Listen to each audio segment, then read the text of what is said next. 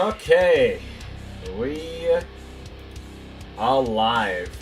Tell me, chat, if I am still, what's the word? Skipping frames. It looks like I'm skipping frames. Hopefully I'm not skipping frames. There's probably no way that you can tell me if I'm skipping frames right now, but when you notice it, let me know. And welcome to another episode of Sunday Smash. I've got to be quiet, he says really loudly.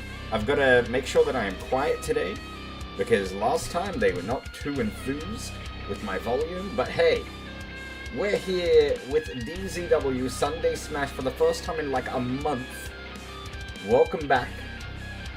And it is a new era of DZW with a whole... God, I don't even know what you want to call it. A repertoire? A whole new list of champions. Including, at the very top, Music with Mendez. You got T1BG in the men's division. And a new Kit Kat Global Champion in Tiger. The Wolfpack reigning supreme, and a lot to talk about regarding the Wolfpack and specifically the card. But before we get into that, as per usual, your co-commentator and former DZW World Champion, Zach Daniels, in the commentary booth. How you doing, Zach? And current undefended champion. You know, it's time to hopefully get back on track with this tournament. So feeling pretty good.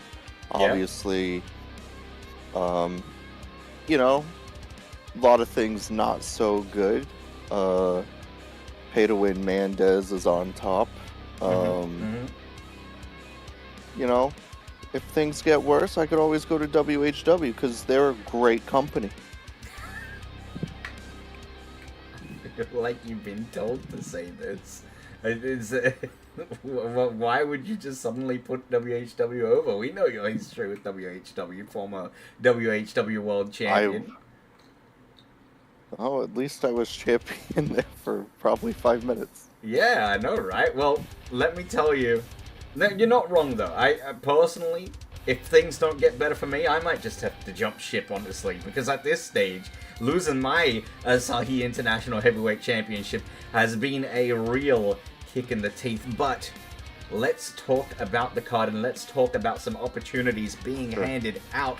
Because, talk about WHW, the person who, the founder, the creator of WHW, the genius himself, Wolf Knight, current moderation champion, would you believe it?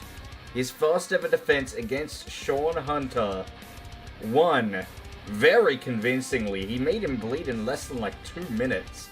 And he's been on fire lately. Just ridiculous wins. Very quick. Very dominant. You are hearing this first. And I can't believe this. He has vacated officially the moderation championship. Would you believe it, Zach? Kind of surprising. I guess, you know, a simple job like moderator he couldn't handle.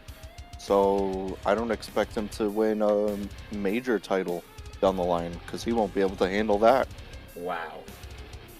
Well, if you ever do want to get a job at WHW, that's probably not the way to do it. For one, one thing I would like to say to Wolf Knight is he was a fantastic champion. It was an incredible match. And to honor such a championship reign, we are going to hold a tournament to crown the best of the best. A new moderation champion will be crowned tonight. We've got the tournament kicking off with Dav and Fish in the first round, Smochaccino and the notorious FIG in the second round. We've got Ben and Doggo in round 3. And of course, you've got George Kalambaris taking on Zami in round 4. They'll go on through to a semi-finals match, and then the finals match on the final card of tonight. But not only that, the first main event of card 1 of our 4 cards we're giving an opportunity right to the Wolfpack and Wolf Knight himself. It is Chaotic Wolf and Wolf Knight taking on Kiss My Ass Club UTI for the doubles championship. And one thing to note, the reason they are getting this opportunity, not just because Wolf Knight has vacated his title, but because they each, Chaotic Wolf and Wolf Knight, have singles wins over both doubles champions. Drunk John losing to Chaotic Wolf a couple of weeks ago, and now Sean losing to Wolf Knight. What do you think the story is there for the doubles champions? You know, John, great in the tag team. Sean seems to, the first blood was a fluke. We know that. The whole mask thing, I'm not worried about them losing the tag titles. They're not gonna. Well, we'll have to wait and see. And speaking of waiting and seeing, we've been waiting for a while since we've seen you in action, Zach, and you are going to get that opportunity returning to the ring tonight to face off against somebody who's been challenging you week in and a week out. It is Anakin Skywalker versus Zach Daniels. What do you make of that? Are you prepared to get back in action? I've had plenty of time to prepare because I wasn't even on Subscriber Slam. And I got a nice treat for Anakin, so okay, I'm ready. Well, I love to hear it. Another big match tonight. You will see a fatal four-way match between Annabelle, Supreme Jess, Janzi East, and Savage Kelly Miller, top contenders in the women's division. It is a fatal four-way elimination match, and the winner becomes your new #1 contender for the women's world title. Any predictions for that one? I am not 100% sure. That is, the elimination adds a lot to it. Absolutely. We should be able to tell when the match starts who knows what they're doing in that type of match. And to finish things off in the main event of the evening, of course, our world title, Mendez, taking a little bit of a rest tonight. He's got the Tornado Doubles Championship match, or excuse me, the tournament, the Tornado Classic, coming up next week. This Wednesday, in fact, he is going up in with Razan into the semifinals. So he's taking a little bit of a rest, a hiatus after his championship win. So, to cap off the night with a fantastic match, we're going to have a rematch for the Asahi International Heavyweight Championship. It will be Monkey, who controversially, as he was tapping out in the best of 3 submission match, touched the ropes. The referee didn't see it and called it a tap out. So Monkey is getting a rematch against the newly crowned Asahi champion T1BG. And it will be a submission match. 1 fall. Or one submission. I don't know. How would you say that, Zach? One submission, yeah. Yeah, one submission. 1 tap out. 1 tap out.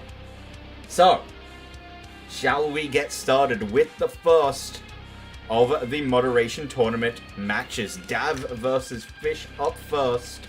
Welcome on in, Cat Knight, by the way. You're in action tonight, Catula. You know how to pronounce that name, right, Zach? Yeah, Cadillac. So you're telling me Mendez is taking a hiatus and then another hiatus? He's just taking some well-deserved rests. Yeah, well-deserved my ass. He's the world champion. He's the world Guess who champion. wrestled with the title injured? Me. You know, if memory serves me correctly, you may have wrestled injured, but you also took some kind of hiatus. A vacation is what you called it. I can't control that. Well, this is Mendez's vacation. Is it? I think he's just taking time off to make more shitty music. Wow. Wow. Shots fired at our world champion. We'll have to see how that plays out. But the predictions are available in chat. This is Dab versus Fish. Round 1 of the moderation title tournament. Oh, Dev, this is the guy that said he liked me in chat. Yeah, he's a good guy. We'll see if he can get through to the next stages. The following contest is scheduled for one fall, making his way to the ring, accompanied by... Oh yeah, he's the one that wears an extra small singlet. Yeah, he's little show. 213 pounds. Mad Dog D. He's representing Australian society, of course. Gas and Burn, his doubles partner, who is on Proving Grounds, making an appearance here tonight, a rare appearance. We'll see if he can one day get back up into the main roster. And of course, we've got some Proving Grounds matches to simulate tonight. That does count towards the records, the official rankings now. Your title matches do count. They can get you points on the board. Big changes in DZW. That never used to happen. And you want to look at Dab's record for Season 3. Dab actually has been a bit of a surprise in Season 3. Compared to most of the Australian society, 3 wins, only 1 loss out of his 4 matches. I was gonna say, I do remember, like, he hasn't shown up much, but when he does show up, I remember him winning a lot. Yeah, he's done really, really well lately. Welcome on in, Izzy, by the way. And he's got a tall order, another pretty successful wrestler coming to the ring, mostly successful in doubles matches. This is Fish. Is he a fish? I can't really tell. He's some sort of aquatic being. I don't know what the fuck that is. He is a beast, that's for sure. Look at him. Massive compared to most of our roster. We tend to have a lot of smaller wrestlers. Really technically sound wrestlers, absolutely, but very, very small, very, what do you want to call it? Like, high flying. We've got some great high flyers, but not too many of the size of Fish in the ring. Dav, considered one of the larger on the roster, would you believe? Fish put more work in that right leg tattoo than he did his actual ring gear. Yeah, that is true. Well, kicking at things. Probably spent like 2,000 on just half of the leg. Well, I think most of his tattoos, except for that blue tattoo, are tribal, because he is of Samoan heritage. Right. That's where Go on. come from. Say it. Say it. That's where. No. Oh, look at Dav go. What a combo. And a roundhouse kick to bring Fish down to his... down to the canvas. But look, he's still walking. We faked him out there. Absolutely did. Fish has been known to be quite ruthless in the ring. Not too much of... Well, I mean, I was putting over the fact that most of our wrestlers are technical masterclasses, but Fish, on the other hand, just brutalizes his opponents. Very unorthodox attacking style. What do you make of the differences between Fish and Dab in this match? You know what? I want to talk more about the similarities because there's so much of a difference between the two. Cover here. Look in the leg. Kick out at 1. Jesus. What would you say similar between them? They can both strike. They can both strike, that's for sure. Obviously Fish is more heavy hitting when it comes to big moves, but when it comes to just strikes, they're pretty close, I think. Dav can throw a good punch. Oh, what a reversal. I think Fish was going for a spine buster there, turned into a bulldog. Very nicely done from Dav. Of course, wearing the traditional flip-flops of Australia. I believe we call them thongs. Do you believe that we call those thongs? Of course you do. Yeah, I know. Australians are weird.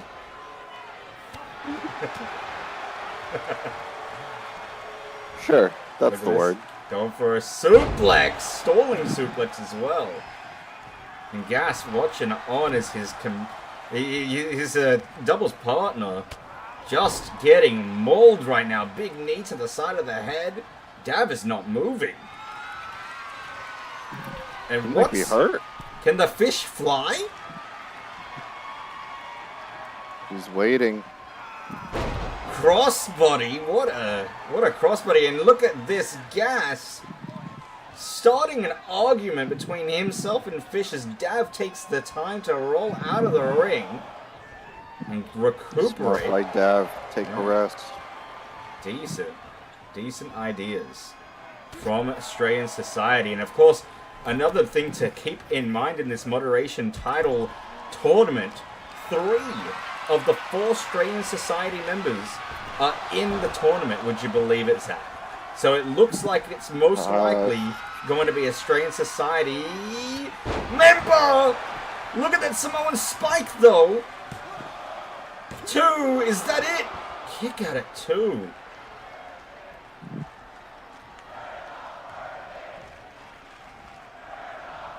A we're not worthy chant from the crowd, Zach. What do you think? Are we worthy of a match opening the show like this?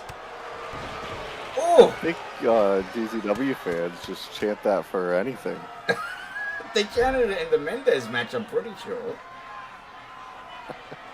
Brutalizer submission. And it looks like, yep, Referees. Fish will get out of it. Interesting. Now, the referee really did not have very good eyes on that. No, he stayed pretty far away. Do you reckon Fish could have tapped out there? He seemed to know what he was doing. Well, let me address the chat. Welcome on in, Yonan's left nut, aka Omar, and Anakin Skywalker, who you will be in action tonight, Anakin. Would you believe facing Zach Daniels, something that you've been asking for? Look at this, going for the cover here. Yeah. Deep cover, but Fish kicks out at 2. Is your grandmother perhaps Australian, Cat Knight? Or lived in Australia? What a roundhouse kick again! Here we go. Here come those strikes I was talking about. But way too close to the ropes, and Fish manages to grab it for a rope break. Going up top though, Dav! Watch out, ref! My God. A bit slow to get to the cover, but Center hooks of the leg. ring. Yeah, this could be it. Kick out at 2. So just to reiterate, we've got Dav in the Big Show singlet, and we've got Fish, who's the big tattooed guy, representing Wrestling with Mendez promotion, coming on in for a couple of matches in DZW, signing a temporary contract. We'll see if we can sign him to a permanent contract, because he's been amazing tonight. Must have trained with Tony Storm. And going for a Samoa spike again, and the referee is not looking. 1, 2, 3, 4. That was a 5 count. Either way, Dav gets away with murder. Go on, Zach. At what point do you eject?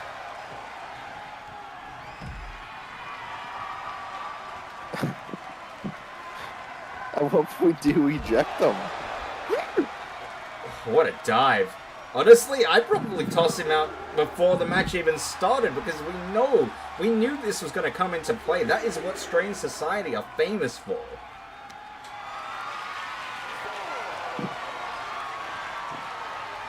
Well, I'll tell you one thing, Anakin Skywalker. We have decided that there will be a stipulation between you and Zach Daniels here tonight.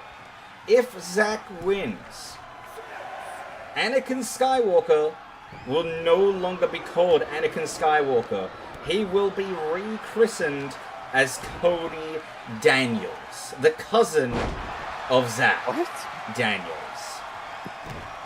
I'm sorry? You don't know that lore?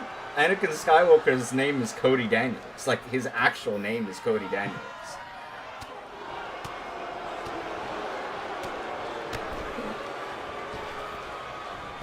So you will be losing the rights to your Anakin Skywalker name should you lose to Zack.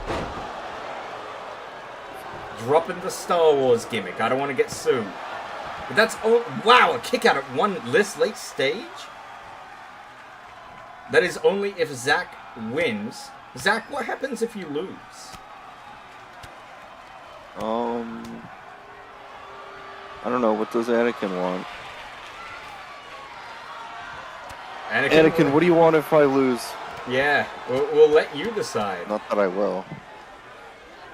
Going for another He's too close to the brutalizer. rope again. Yeah, he really does not learn his lesson with the rope breaks, but going for... Wow! A senton on the lower back, that could break him in half, and I don't think Fish is kicking out of this one. Dav moving on through the moderation tournament into round 2, the semifinals.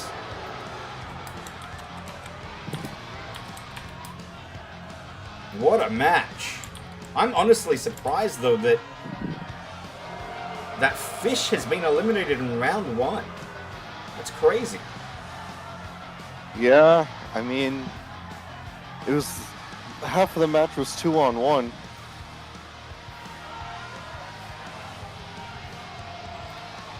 Well, either way, it doesn't matter. Moderation title tournament, you want to win the gold. And so we will move on into round 2 of the moderation tournament.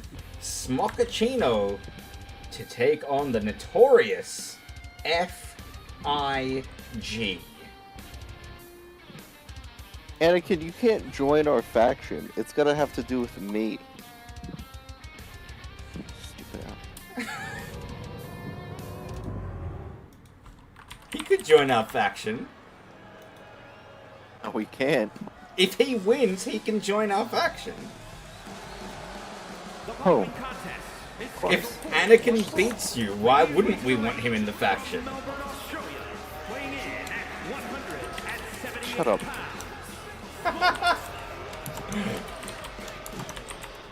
So you just gotta use a little bit of logic and Zach Daniels is stumped. Easy clap. Alright, new prediction chat. This is round 2 for the moderation tournament.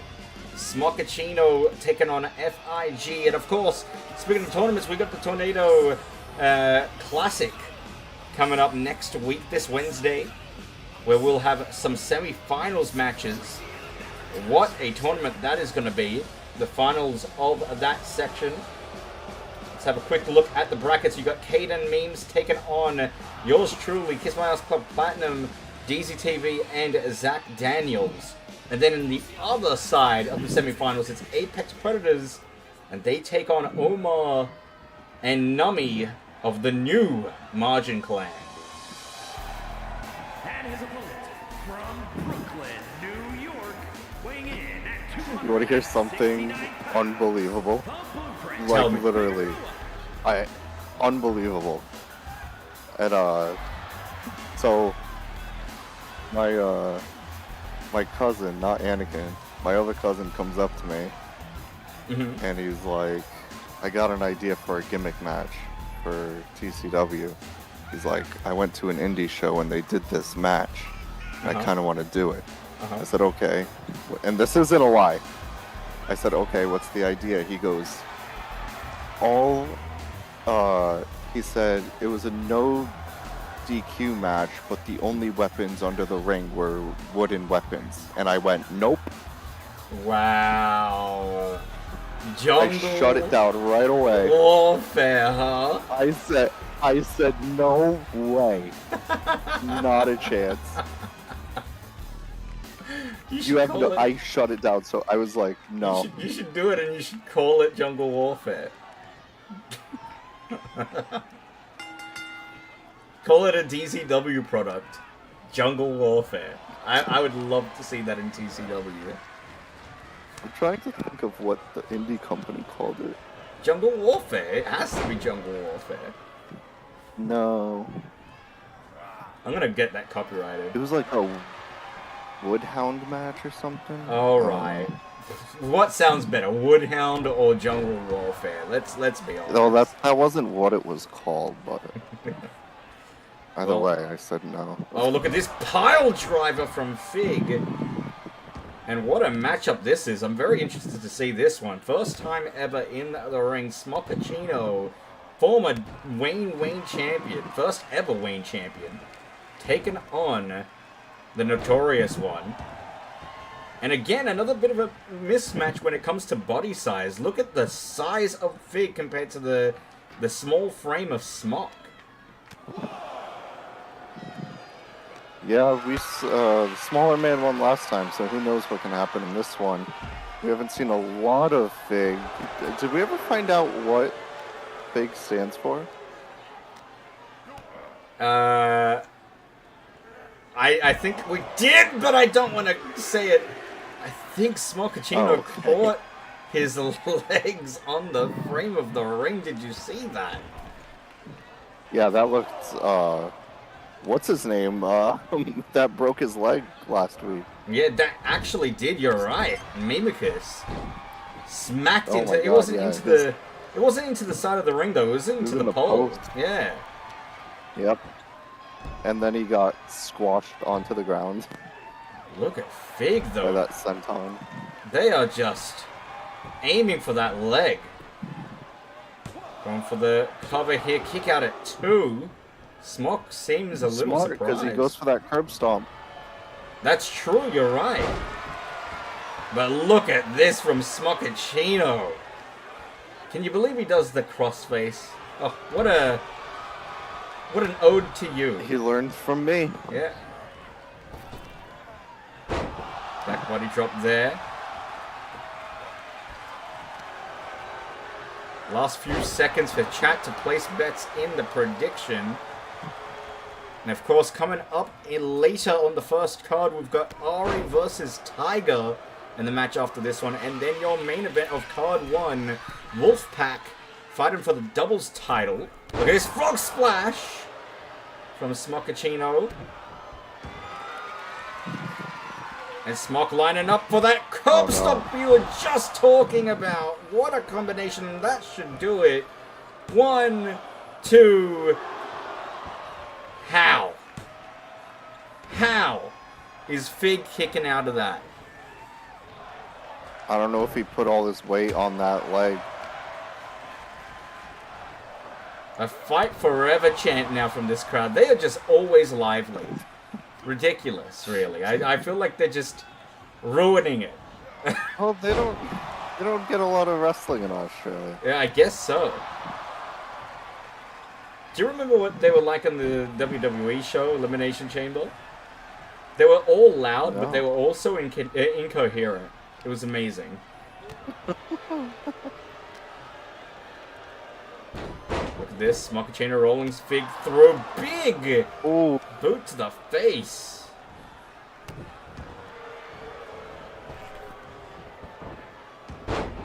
Oh, but missing wildly with that knee. Fig gets out of the way right quick. Big knee of their own. Kitchen sink knee almost. And Anakin, that will be exactly what it is. If Skywalker wins, he joins Kiss My Ass Club officially.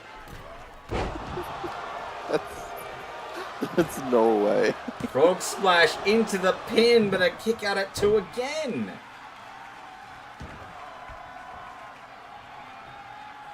What does Smock have to do to keep the big thing down.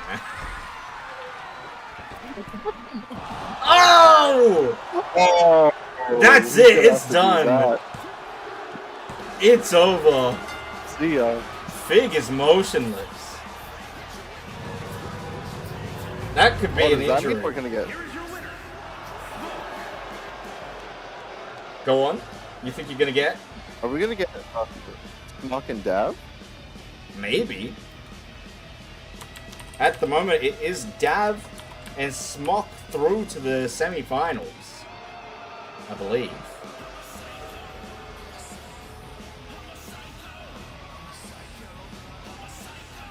Well, we'll have to wait and see. Either way, big win for Stray Society. 2 big wins in the first and second match.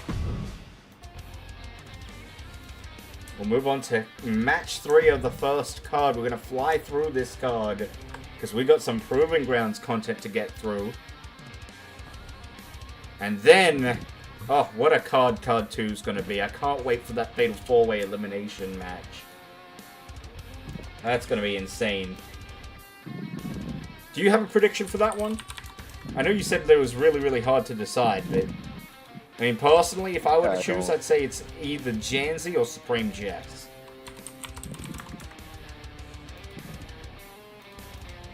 Depends on skill issues.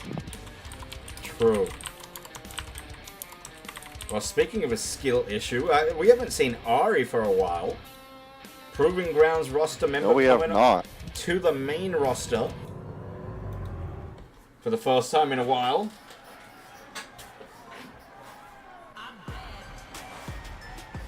She's got to contend with the Kit Kat Global Champion. Can you believe it? The following is scheduled for one fall. Making her way to the ring. Yeah, this one's gonna be interesting because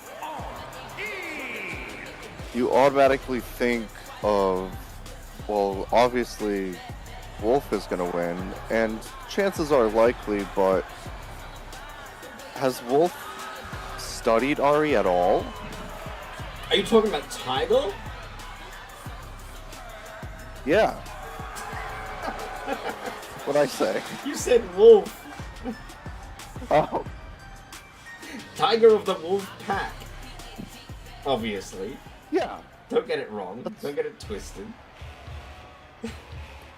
Isn't their name Tiger Wolf? No, it's wrong animal. Jesus Christ. Devil Hill, North Carolina. Their name's not. Female. Dude, they all have Wolf at the end of their name, except this fucking one. What a fucking fraud. Well, you might call her a fraud, but she's got the gold to back herself up. Of course, this is an individual who came in explosively to DZW's women's roster. Came right up for the women's world title. Unfortunately, fell short just before Twitch turmoil. But that didn't stop her from getting right back up into the Kit Kat Global Division and picking up the title there. This could be a quick one. We'll have to wait and see.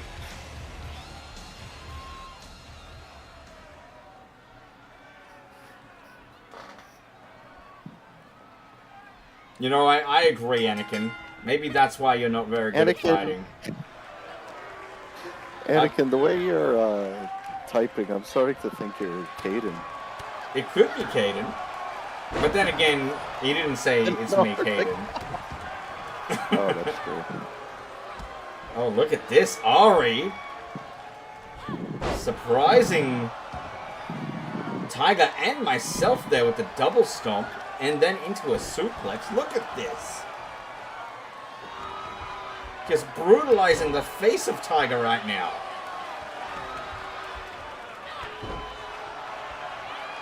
Tiger has not had a chance to breathe in this match.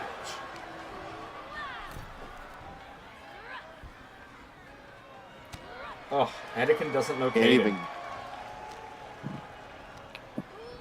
believe that. You know, that's actually a match I wouldn't mind seeing. Cody Daniels versus Caden. It's me, Cody, versus it's me, Caden.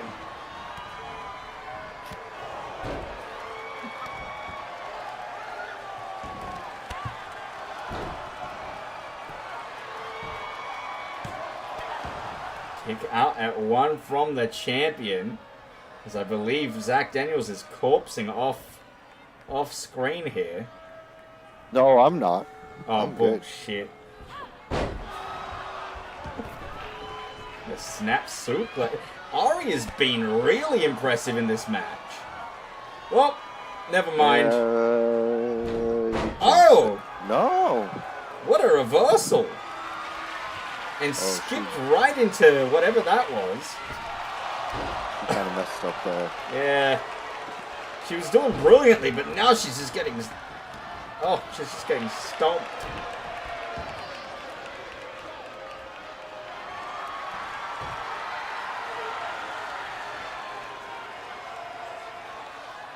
See, that's the difference. If she makes a mistake, she might be done. But if Tiger Wolf here makes a mistake, she's had plenty of matches to know she's still in it. Wolf, what do you reckon of calling Tiger Wolf officially? Obviously, it's not your character. It's what's his name again? I can't Tiger remember. Wolf. Yeah, it's Tiger Wolf's fucking character. You're a dickhead. Is that not like? I don't understand. Shadowbroker, that's it. That's his username. Shadowbroker's a cool guy. You just fucking make shit difficult for him every time he comes into the chat. Oh, he doesn't like me. Yeah, I wonder why. You just talk shit all the time. Oh! Oh, he has Did you see that forearm? This is it.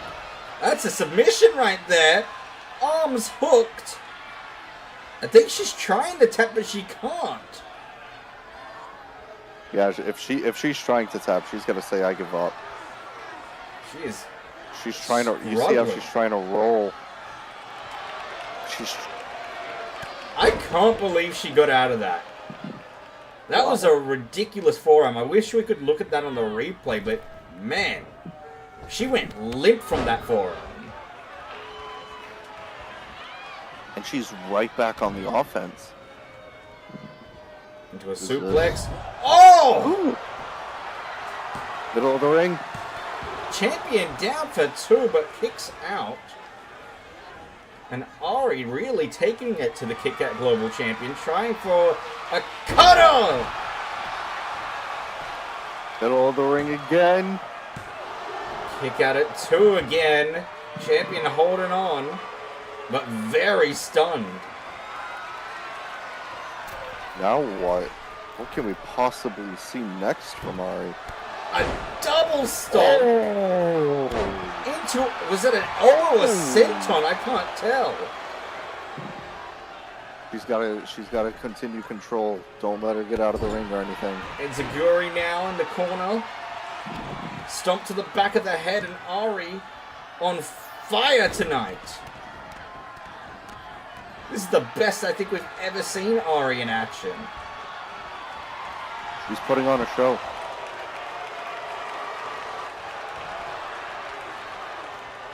Ari saying that she needs the energy, raising her hands up. Double stomp misses, big boot.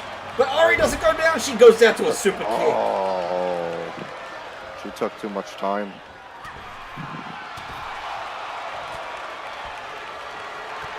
Reversal. Foreign elbow tie up. Irish whip into the corner now. And Tiger thinks it's something dangerous maybe, but it looked like Ari tripped and fell, losing her balance in the corner. Collapse down, Yeah. What is Tiger thinking here? 4 minutes left to put the challenger away. Of course, non-title, but how embarrassing that would be to go to a time limit draw. Oh, look at this. Now she's Cocky attitude of the champion. Cocky. Yeah. That's not a flattering angle for Ari. My I'm surprised we katana! haven't got a... Oh, wow. Someone's been watching you. That'll do it. Tiger, I'm surprised we didn't get a "You're not worthy" chant. Or sorry, we're not worthy. You're not worthy. You're not worthy. I'm chanting that to Ari. Well, that is very interesting. Why would Tiger use my katana to finish that match? I'm a little, like, insulted. But at the same time, kind of like, imitation is the finest form of flattery, I guess?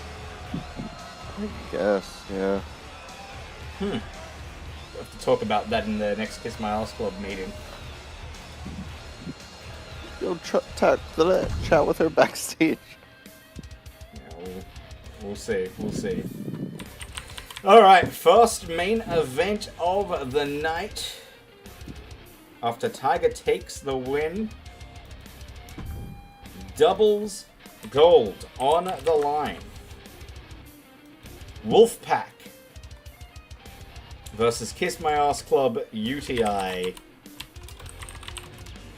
The champions both taking singles losses against each of the challengers. What are you thinking? I'm not concerned. Like I said, the first blood was a terrible, terrible decision. And John works great in tags when he's not jumping around taunting and, you know, when he's actually paying attention. Like being John. Hopefully we see the good side of John. Well, no time like the present. Let's get this first card done. That's a really hot take, Anakin. We'll have to ask Graphics about that, what he thinks. And look at this. That right there is the soon-to-be vacated Moderation Championship around the waist of Wolf Knight. Of course, at the end of the tournament, he will hand that title to whoever wins. It's gonna be real nice when he hands it over to a real champion like me. You're not in the title, man. You're not in the tournament. What are you talking about? What the fuck? This guy thinks he's in the tournament. Yes, I am. You're not. Oh. The next two, the final two tournament matches are Ben versus Doggo and George Columbaris versus Zami. People who actually deserve the chance at the title. Yeah, I knew that.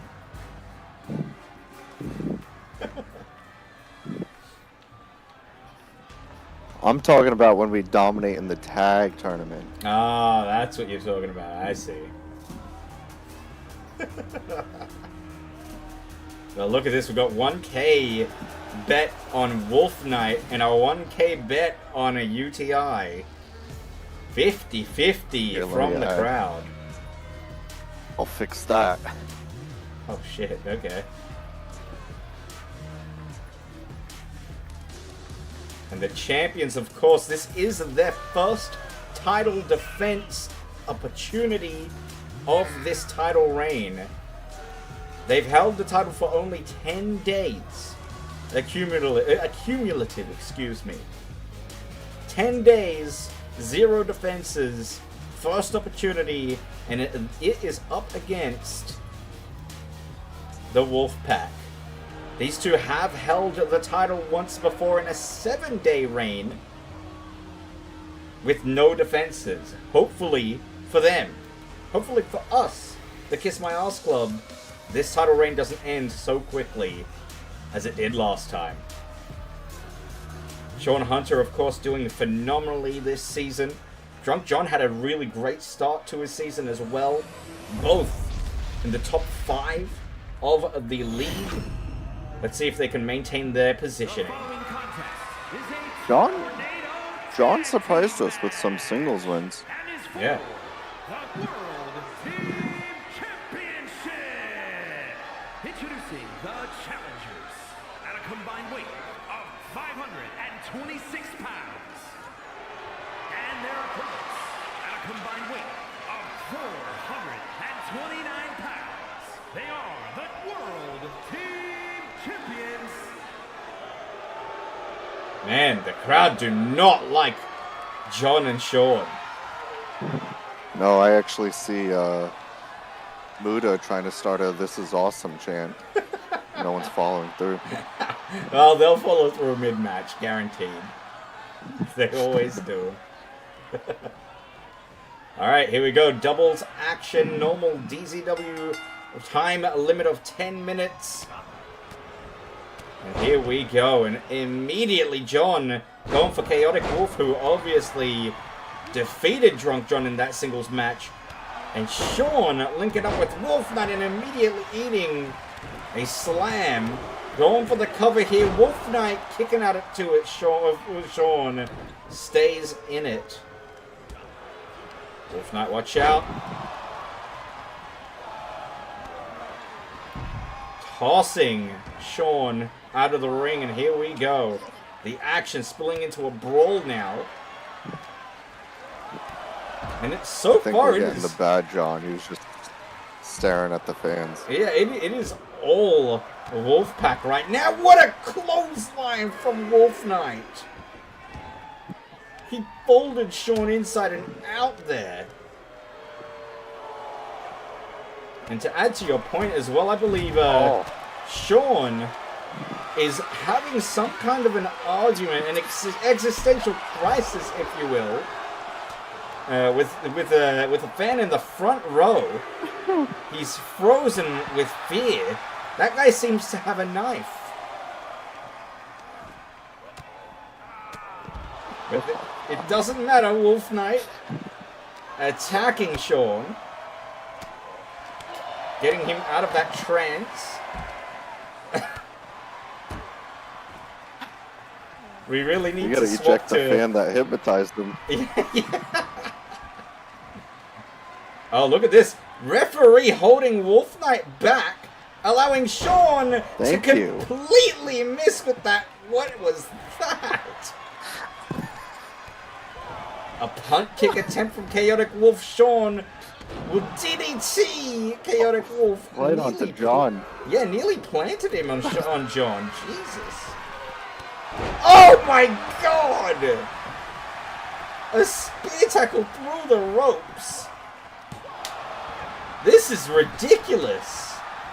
And I think Chaotic Wolf just punched the referee in the gut. This is truly chaotic. That's a disqualification. That should be.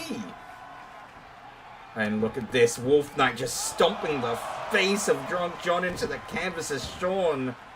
Making it... Oh, don't go near those fucking people in the crowd. Oh, he's... Why are they fighting that one guy in the crowd? They really have been pissed off by that one dude. Is that Mudo? No. No, Muda's front row in The center. other Look side at in him. the second row. Yeah. Well, either way, I feel bad for the referee, Toshi. Hopefully she is not Well, maybe too she hurt. should be in the middle of the ring. Watch out, watch out. Drunk Oh John! no, watch his head. This is hard to watch. Kiss My Ass Club UTI being completely outclassed by the Wolfpack. Reverse GTS, and Sean stays in it. But that is what put away Drunk John in their singles bout. Spinebuster from John. Wolf Knight down, You see shoulders John on the win mat. with that. Kick out at 2 as well. And they are calling for a tag team wrestling chant, even though we don't do tags in DZW. You love to hear it. Oh, John reverses one. Goes for a gut wrench. And Oh! stopping the... Oh! Chaotic Wolf just got dropped on John's head. Or in his knee.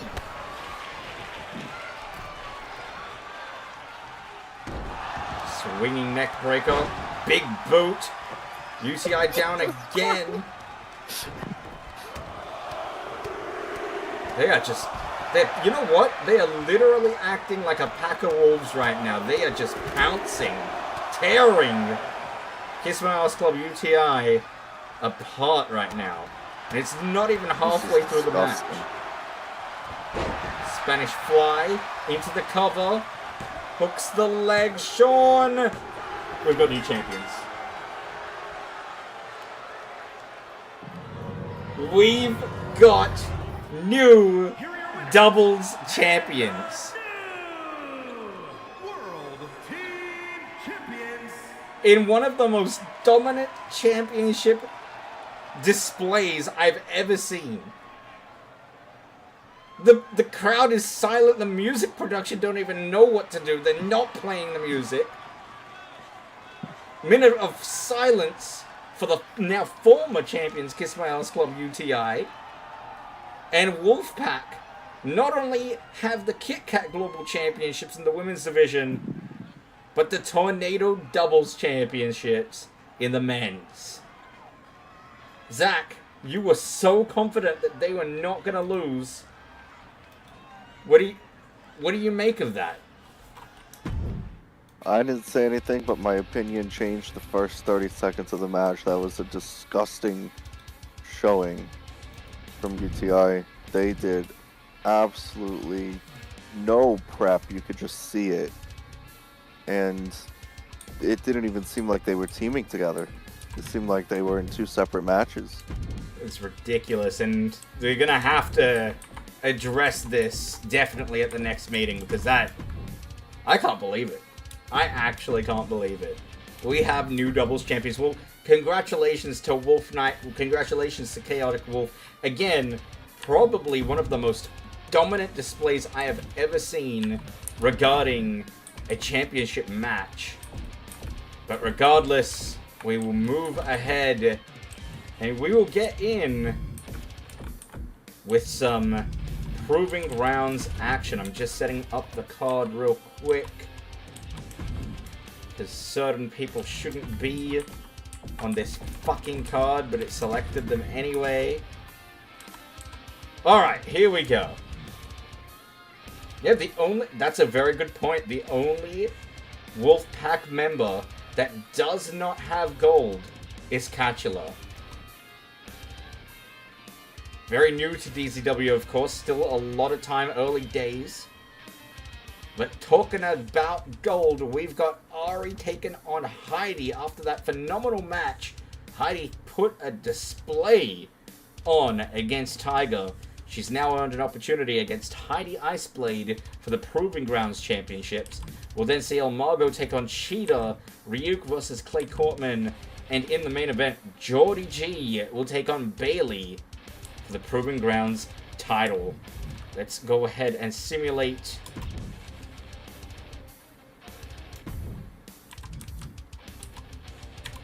So, your Proving Grounds Women's Champion remains Heidi. El Mago loses Cheetah Anthony. Ryuk defeats Clay Cortman. Wow. And we have Bailey retaining his Proving Grounds title. You hate to see it.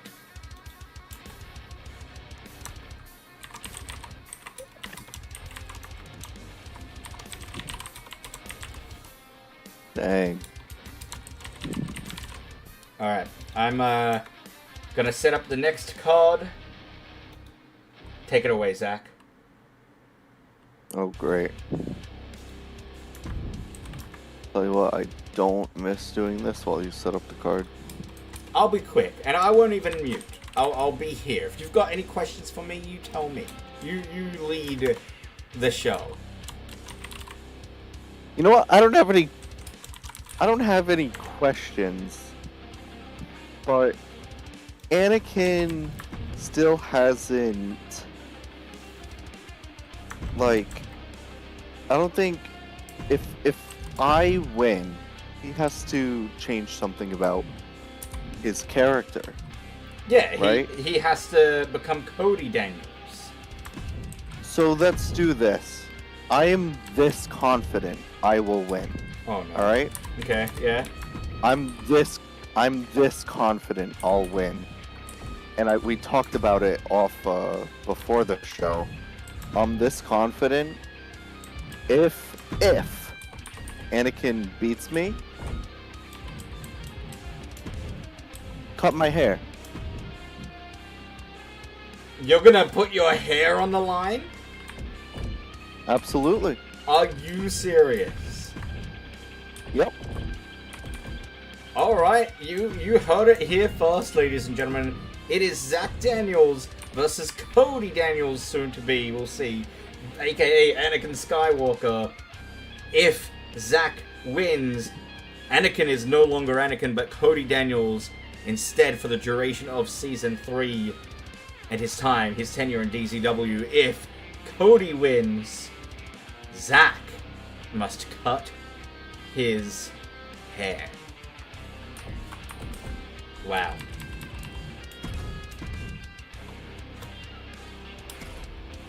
I'm impressed. That is big. That's massive.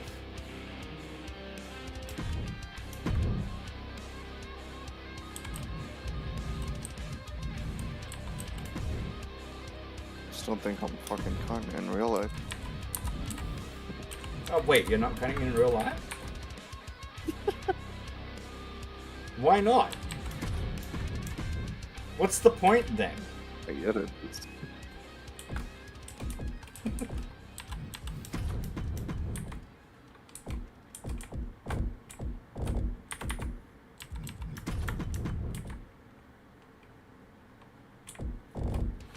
Alright, nearly done, chat.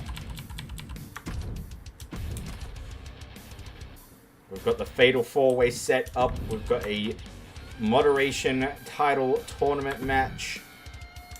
What should the stipulation... You know what? This is a question for chat. What should the stipulation be for the match between Anakin and Zach Daniels? Should we make it a special stipulation? Or should it just be simple one-on-one action? Maybe Extreme Rules? An Iron Man match? Maybe not an Iron Man match, it'll go too long. Hell in a Cell with a million tables down below? Barbed wire? And fire? And brimstone? A street fight, perhaps?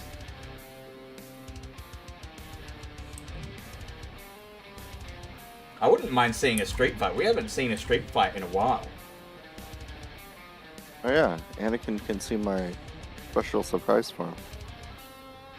The fuck is your special surprise? My shirt.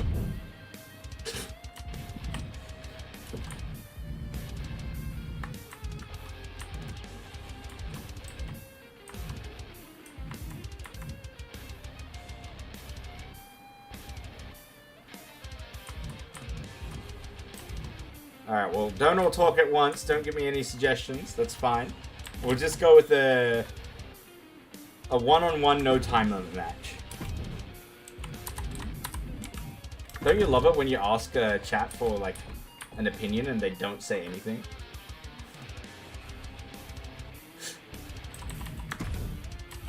Isn't it just the best? I wouldn't know. Wow, you wouldn't No know? one's in my chat. Oh, okay.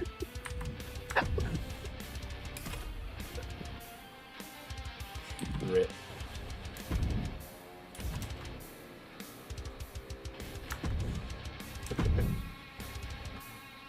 I'm just being a sassy fuck. Don't worry. I don't actually mean anything I'm saying. Except for when I mean it. In which I do mean it. Alright.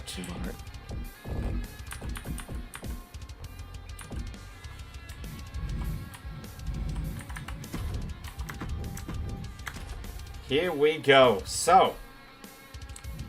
Oh, hang on. I forgot we have to actually, like, set the referees. How annoying that this game does that. What a stupid fucking opinion. I know. It is really stupid.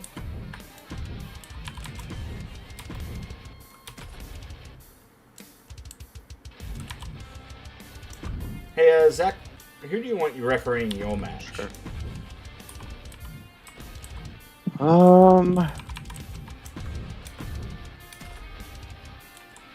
God, that's a great question. Do you want Hoshi? I don't want to pick one. I don't want to pick one, because if they screw up, I'm going to be pissed I picked them. Hoshi it is. Okay.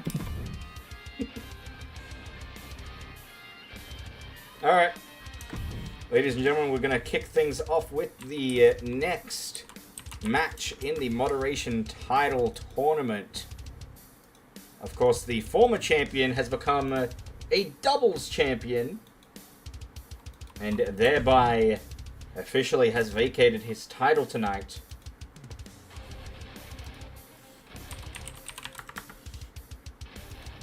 Let's see who we, the newest moderator in DZTV, in DZW.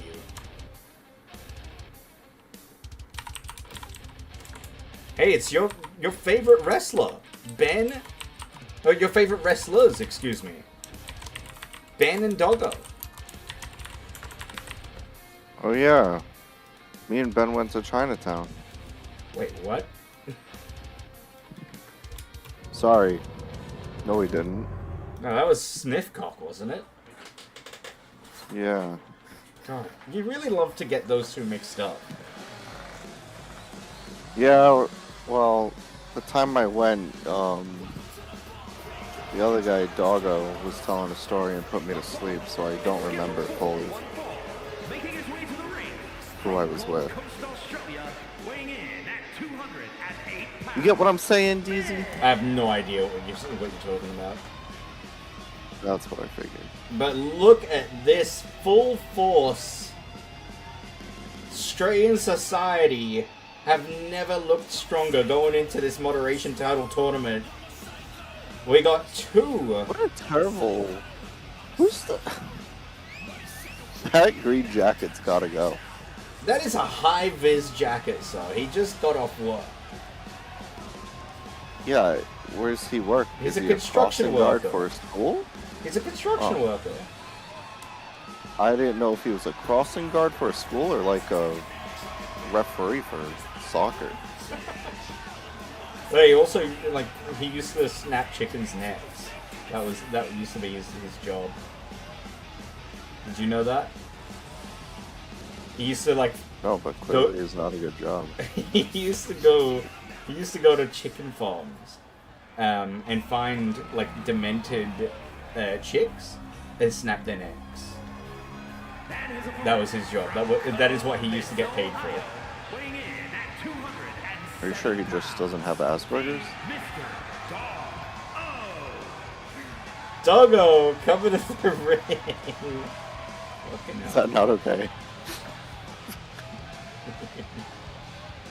Let's just move on. Hey, I know people with it, okay? Do you That's why I'm reckon- asking. Do you reckon Doggo can speed run past Ben? I hope he speedruns his stories because they put me to sleep. Wow. And no, Well, I'll tell you Ben- one thing. Doggo's record has not looked particularly good tonight. Or, excuse me, in Season 3. 1 win, 3 losses. You take into account Ben Chadley of the Australian Society, 2 wins, 2 losses. And I think we have a relatively even competition, but of course Ben has the edge. He is the tallest individual on the roster, on the main roster now, as Ayase was relegated to Proving Grounds. And look at this, the man of the hour, Shadow Broker, coming on into the chat. Congratulations to you. Oh. You are the newest champion in DZW. Not only is Tiger the Kit Kat Global Champion, but Chaotic Wolf winning his first championship with Wolf Knight, the doubles world champion. And look at this out of the gate, Ben just bringing Doggo down to the canvas. An abdominal stretch straight up, trying to really test Doggo here. And Doggo's been working on his cardio. Sorry, go on, Zach. I said, and test your commentary skills when it comes to moves. Well, I'm always being tested with the way that you interrupt me every time. You fucking douchebag. You interrupt me too sometimes, so I don't want to hear it. I think I tend to interrupt you quite a lot, actually. I'm sorry. You do. I'm sorry, Zach. It's the delay. Like, I live under, you know, I live in the upside down land. So, it's just hard. It's hard not to interrupt you at this point. You know, I was talking to Ben backstage, actually, Mm-hmm. a couple weeks ago, and he said when he gets off of work, he spends, get this, 12 hours just watching John Cena matches. 12 hours! That's insane. And Well, believe that, a little five-knuckle shuffle. Yeah, I almost said shuckle. Shuckle. He's got the shuckle. And look at this. What's he setting up for here? Ducks in. He really has. He is scouted John Cena completely. But watch out. Doggo seems to be a bit of a Sting fan with that Scorpion Death Drop reversal. I'd like to address the chat and just point out that was Zach. Zach. Oh, did I? The Deadeye from Doggo. Kick to the shins, bringing Ben down. Oh. A knee to the back of the head. And as I was saying, Zach called you Tiger Wolf. And because mainly he's got a good point. Like you're literally the only person in the group in the wolf pack that isn't a wolf. Anyway, I digress. Man, Doggo is reversed Ben's. What's he call it?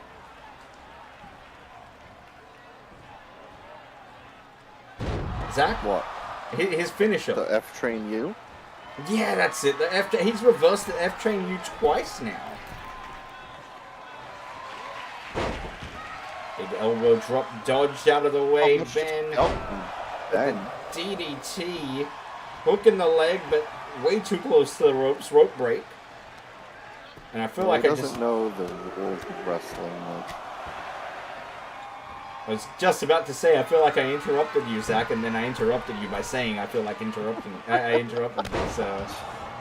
Well, that's okay. And Ben going for it a third time now. You can tell he wants this. The F-Train U, attempt number 3. Up on the shoulders. He hits it. Center the ring about. But Not close enough to the rope. can it do it? Doggo kicks out. And of course, He's running out of moves. the chat calling, the crowd calling for a fight forever chant. And a shuffle. He really only has like 2 moves. Jesus. 5 moves of Doom Ben.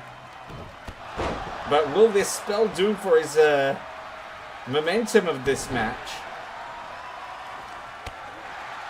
Yeah, you don't really need to study much of Ben's matches.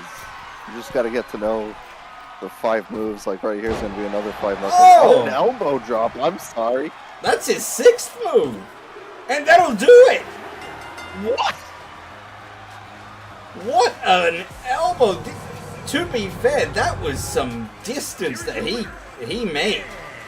That was a very far away elbow drop. Not only that, but he got some air too. And look at the And pyro. I guess he won the Rumble.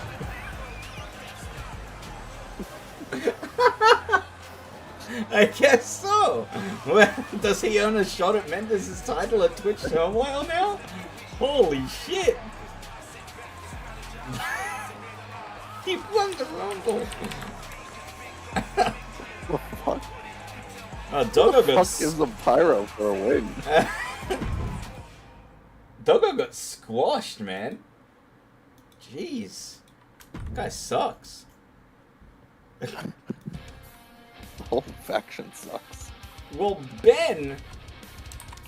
Oh, this is very interesting. Ben will go up against Dav. That is your first semi-finals confirmed. Dav versus Ben.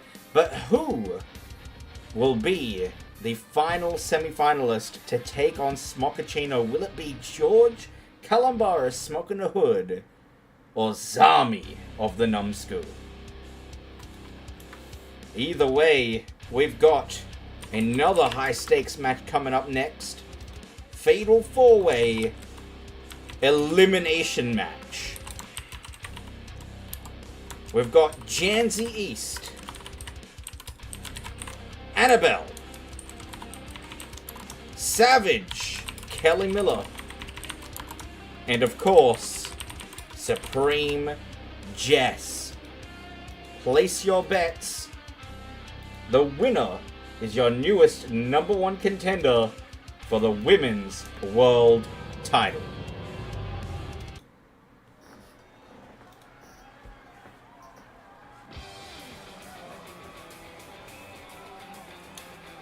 How do you join Upside Down Land? Just come to Australia. You'll know you'll know what I'm talking about. Is an elimination match. Blood tends to rush to my head quite a lot. That's why I'm such an idiot.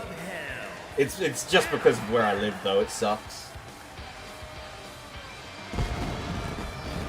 But Zach, it doesn't explain why you're such an idiot.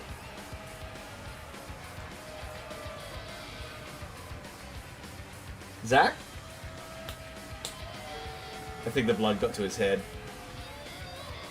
Well, somebody we haven't seen in quite a while. It's been a while since we've seen Annabelle make her way to the ring. Have a look at her record for Season 3. 2 wins, 1 loss, 2 draws.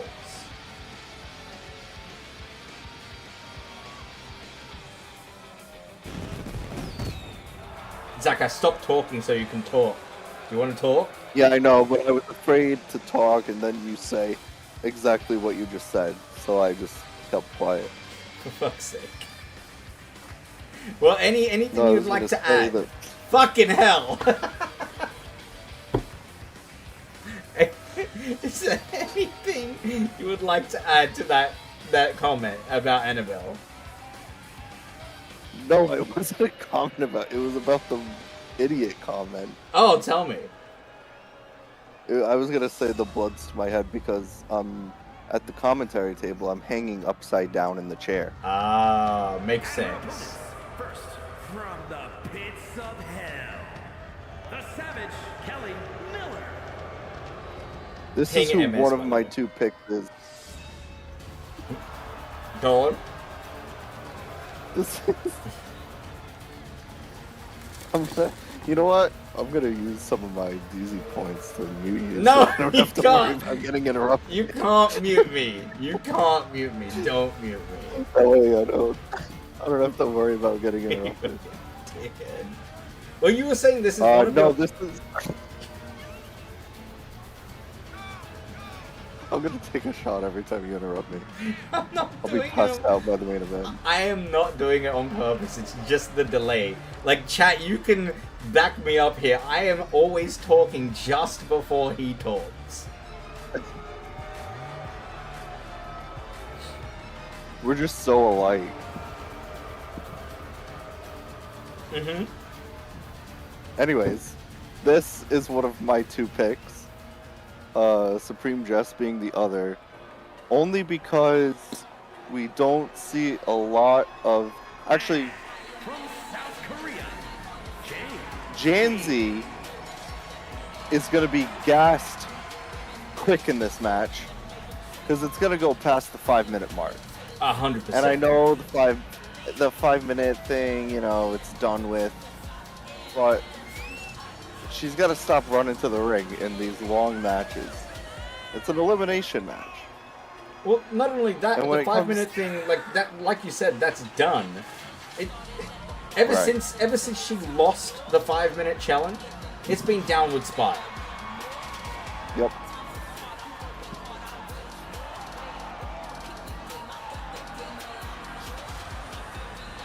Go on, Zach. You had more to say. I just wanted to add to the point. I was going to say, and it's tough to tell with Annabelle because, you know, her record shows she hasn't had a lot of main roster matches. So, we'll have to see what she can do, especially in a multi-woman match. Well, we have 3 former Kit Kat Global Champions in this match. 2 former DZW Women's World Championship contenders. But 1 supreme individual. And this, ladies and gentlemen, is my pick. I can only see her skyrocketing up the card. She is your former Kit Kat Global Champion, and she didn't lose the title via pinfall or submission. It was triple threat rules. The other opponent in her match was pinned. Israel pinned by Tiger for Tiger to become your new champion. For one, all I can say is, number one, it feels weird to see Supreme Jess without her title, but bigger and better things for this person right now.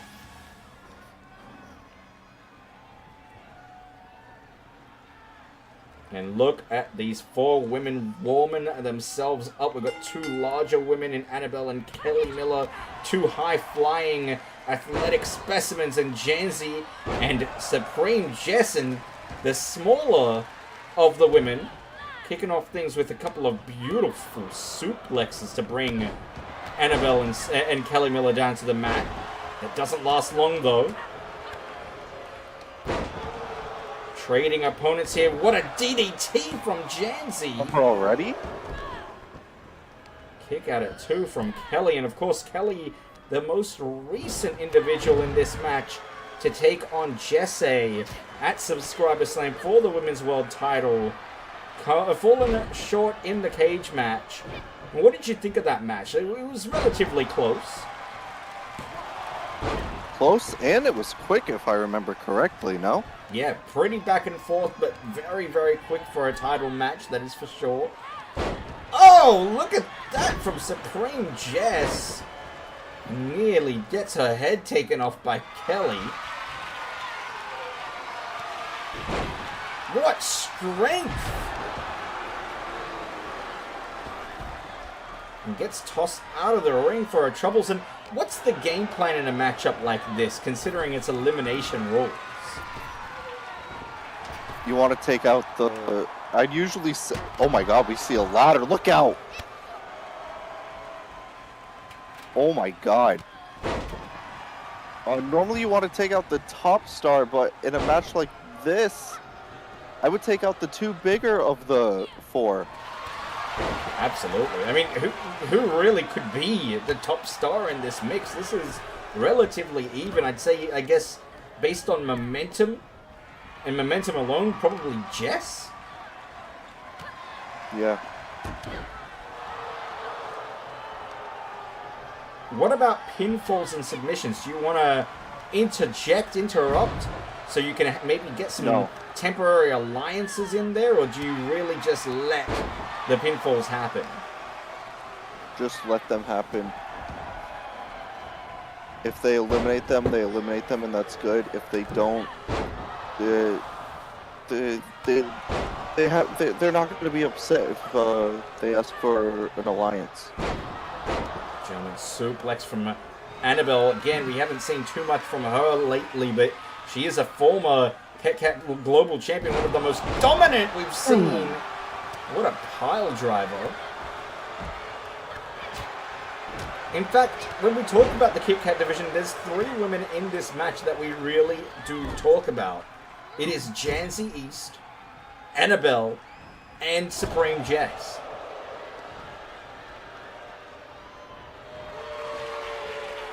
Yeah.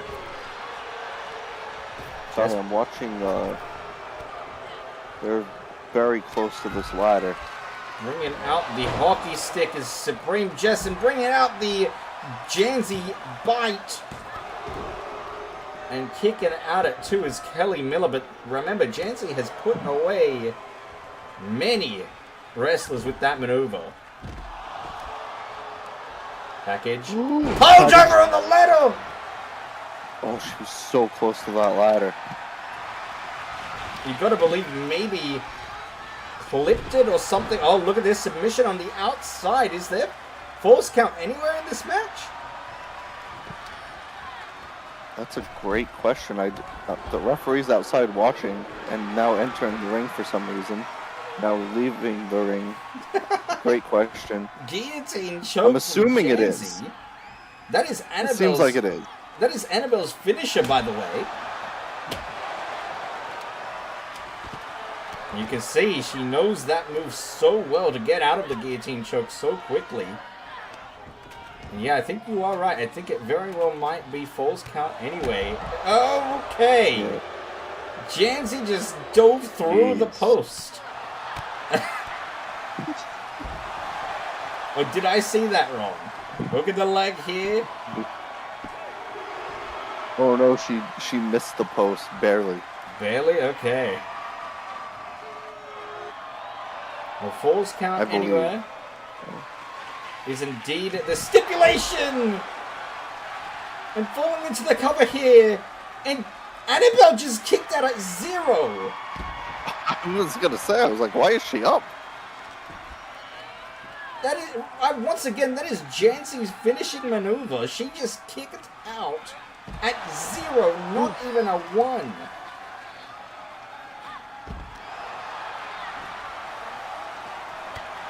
I mean, what do? Triple team? I think you go for Annabelle at this stage. It looks like she wants the world title opportunity. That's what I'm saying. You got a triple teamer. I wouldn't even go for this cover if I was Kelly Miller. Beautiful drop kick from Supreme Jess. And again, taking out the 2 big women, trying to turn it into a one-on-one between Jancy and Jess. And Jess just gets tossed out for her troubles. This is a mess of a match right now. Sidewalk slam, I believe that was. 2. Jancy kicks out at 2.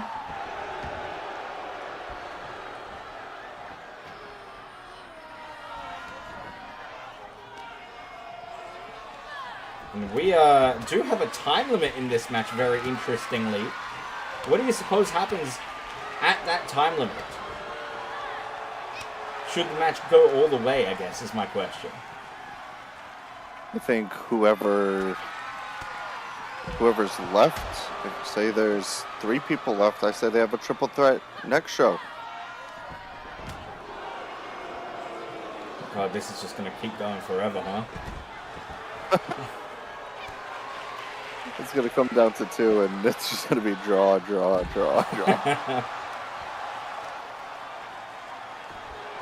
Cover here. Supreme Jess down. Very slow from Toshi to get there. And that allows Jess to kick out. Watch out, Jancy. Watch out. No, watch that. On the floor. Pile driver. And that'll do it. Jancy, I think, will be the first eliminated. Kick out at 2. Not yet.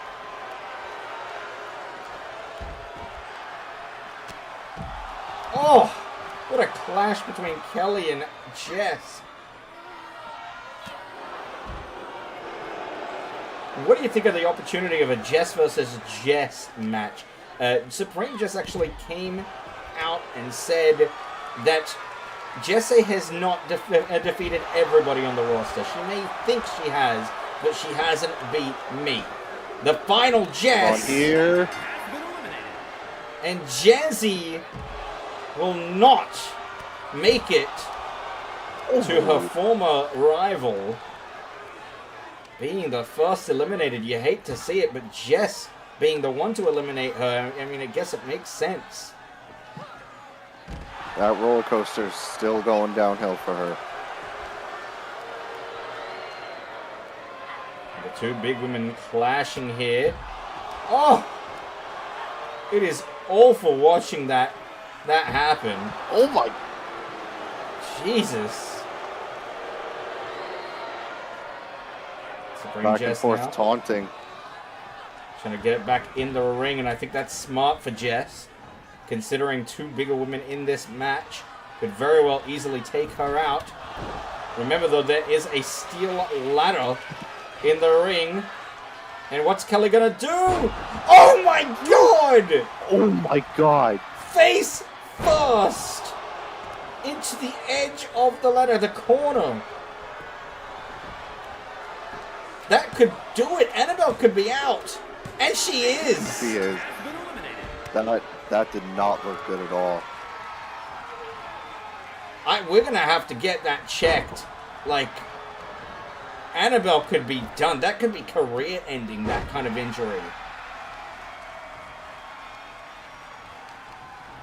Yeah, that's a meme injury right there. Either way, we move on. Oh, look at Annabelle. She is still down.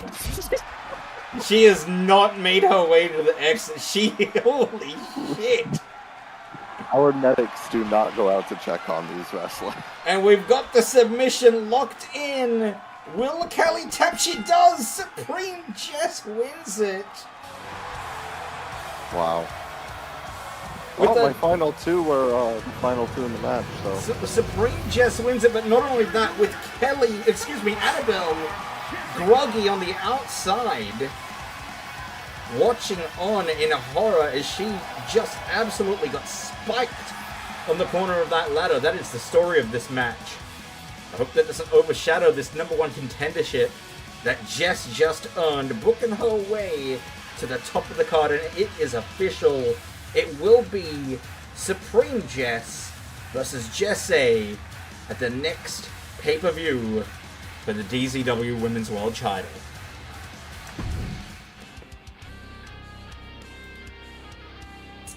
Well, Zach, talk about stipulations. We've got a big match for you coming up next. It is Anakin Skywalker versus Zach Daniels.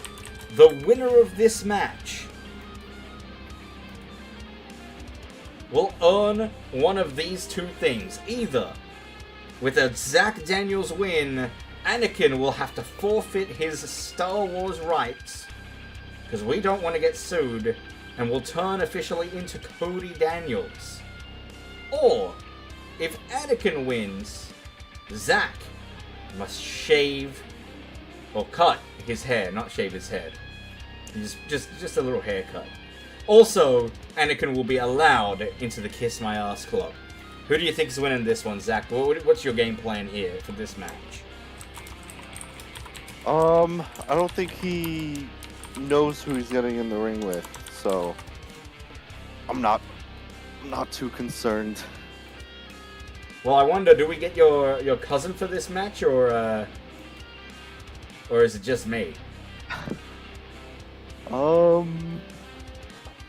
think it's just gonna be you, buddy. Fucking dickhead. All right, get out of here. Go prep for your match.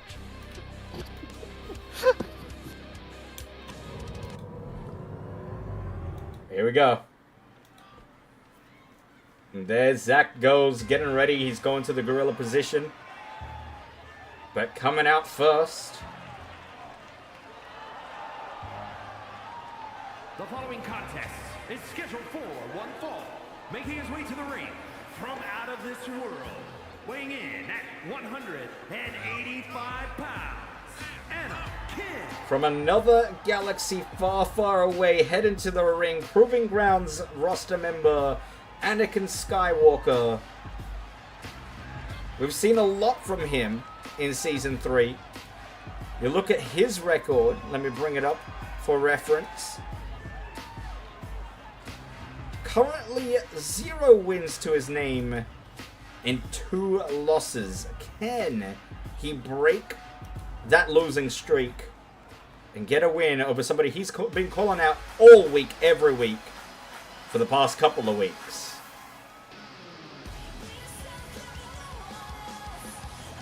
Well, here he is, the former world champion, the longest reigning DZW world champion of all time. And, oh, look at this. What is that shirt? From Providence, Rhode Island, weighing in at 241. All right. The prestigious Heritage Champion, Zach Daniels. The undefended champion. Remember, that title cannot be challenged for. Sporting a new look. At least he's gotten rid of that stupid, disgusting singlet with the sweat dripping down. Is looking a lot leaner, a lot fitter than he has been in the past couple of weeks. Zach Daniels with a new graphic on this shirt, quite clearly making a statement in this match. Taking inspiration from, I don't know what he's taking inspiration from, quite frankly. He's just a dick. A giant dick.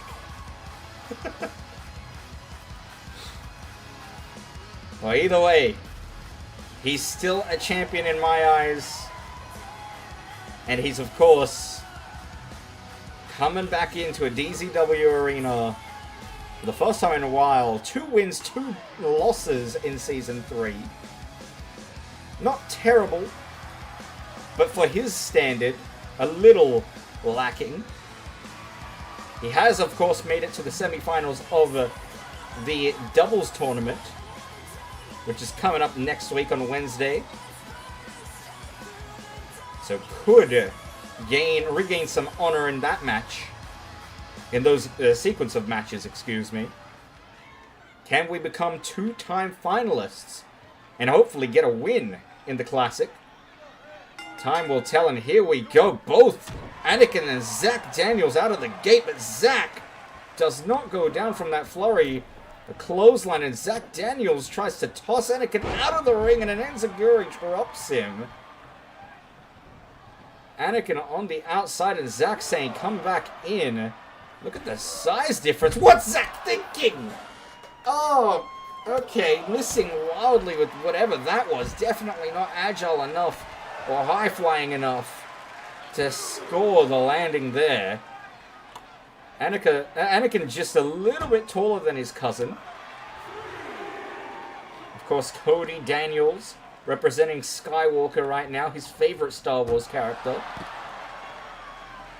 Really embodying the persona for the past couple of weeks until we got the cease and desist from Disney.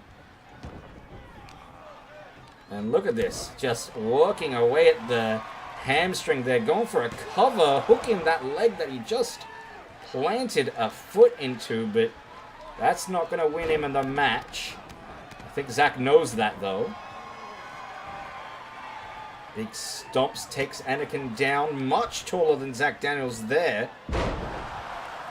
But it doesn't matter, the technical prowess of the former champion brings Anakin down to the canvas, and what a sight it would be to see Anakin Skywalker become Cody Daniels. But what an even sorer sight it would be to see Zach Daniels with a haircut. Oh God, please.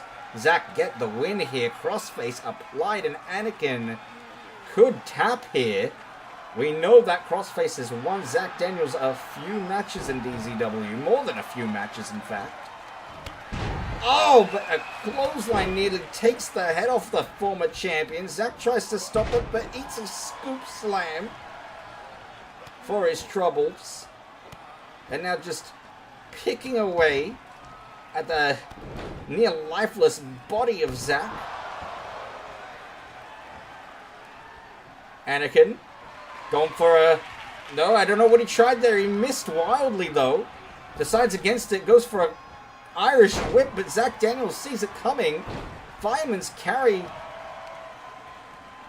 reversal there, but it doesn't matter. Anakin gets a nice, beautiful neck breaker.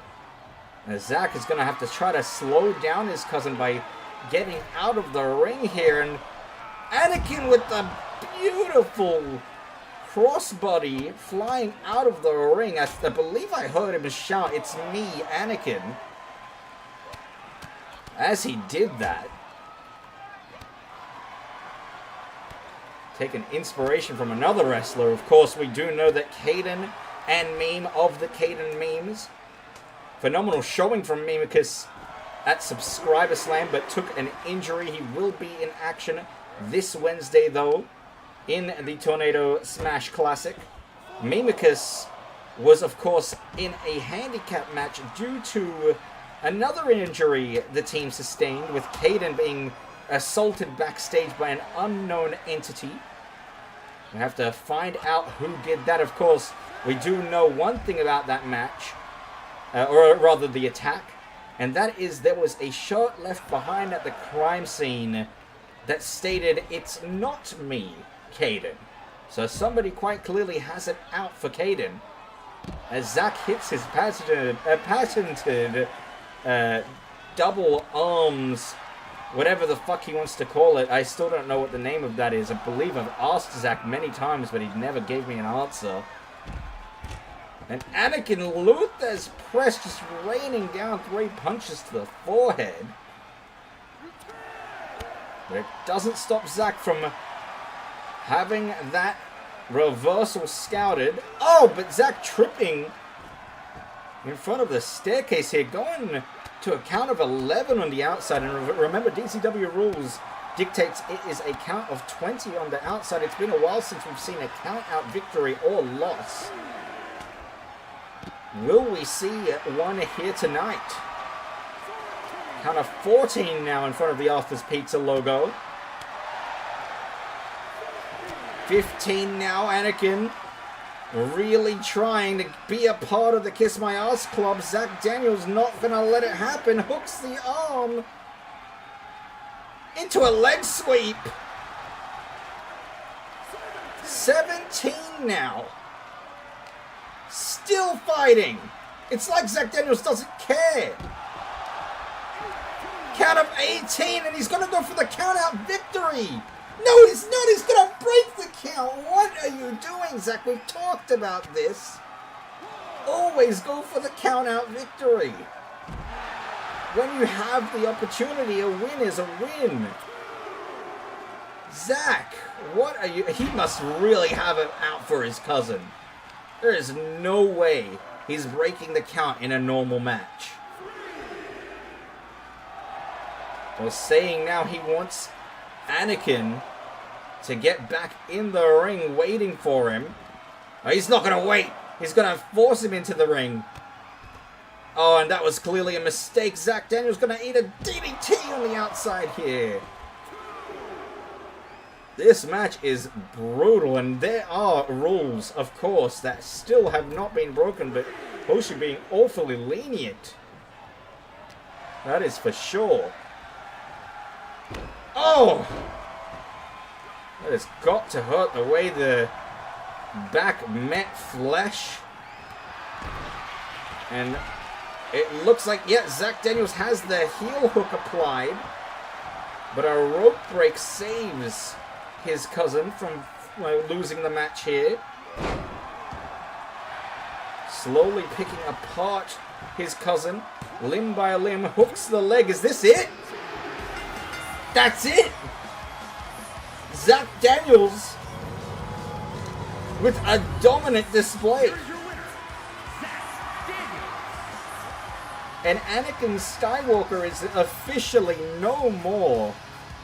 We will see Anakin Skywalker forfeit his Star Wars rights and become Cody Daniels.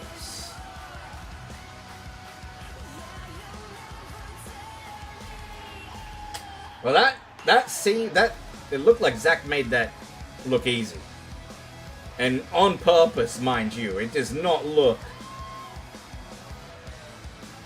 like, I didn't even know, like, what to say. That was ridiculous. Either way, Zach Daniels picks up a win, getting back into the positives of his win-loss draw record in Season 3. And Zach, welcome back to the commentary booth. Wow. Like I said, you made that look really easy. Give me my water. That's a good point. I kind of want to go for a drink, too. I haven't had a match yet, but, you know, gotta hydrate. You see, hopefully that gets rid of him. Holy shit. You see, I knew when we were near the steps in that corner, I knew I had the match won. No matter what I did, I knew I had the match won. You looked That's confident. why I broke. That's why I broke the count, because I just wanted to beat him up some more. I didn't break a sweat yet until I brought him. You know, until I broke the count. I wanted to get a little bit of a work in. You know. Yeah, that makes sense. That makes sense. I mean, you were just dominant straight up from beginning to end. Except my little dive on the outside. You know. Yeah, what was that about? Vision, yeah, a little rusty, you know. I guess you haven't had a match in a while, but let me ask you, what do you make of Cody Daniels now in DZW? We're gonna have to see what he does with himself. Of course, he will be in proving grounds until he can prove himself, but I think that match right there, even though it was quite dominant, shows me that he wants it. So we're going to give him an opportunity of a lifetime. This week will be Bailey versus Cody for the Proving Grounds title. There you go. All right. And talking about matches coming up, we've got George Kalambaris versus Zami, the final match of the first round in this moderation title tournament. George, Smoking a Hood Kalambaris, taking on Zami of Numsku. Predictions in the chat. Place your bets. And you know one thing I've noticed about Zami? He's bulked up. Have you seen Zami lately? I have not. He is massive compared to the last time I saw him. Like, oh my god, he's been putting some work into the gym. You have to wait and see during his entrance. But one man who's definitely not bulked up in the right way, the Greek goddess, Smoking a Hood, George Kalambaris. I mean, still in Proving Grounds, but wait, is he in Proving Grounds? I don't even know where he is at this point. You know, earlier when you announced his match, I said to myself, he just comes and goes. He really does. When he feels. Well, it looks like, yeah, his record is 3 matches, 0 wins, 1 draw.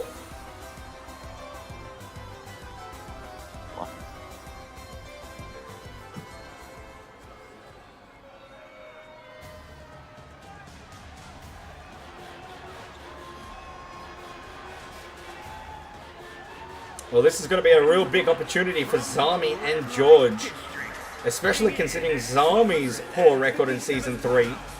Also, to be fair, he's got 1 win. 1 win. Better than nothing that George has. I guess. 1 win and 2 losses out of his 3 matches. Do you reckon Zami can get back to the top of the card? I mean, he's a former doubles champion. We often call him the greatest high flyer in our promotion. Like, what does he need to do to get back up there? He needs to win this match. I mean, no offense to George, but this should be a win for Zami. And if it's not, then you gotta do a Mendez hiatus and take a week off and figure yourself out.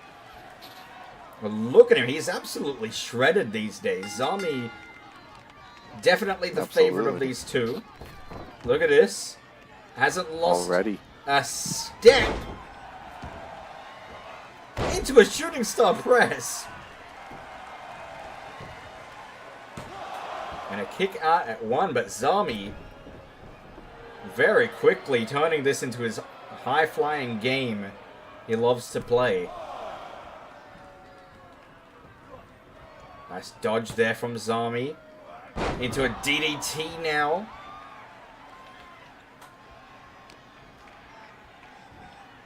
And a Spanish fly, the moves he can do, it's ridiculous.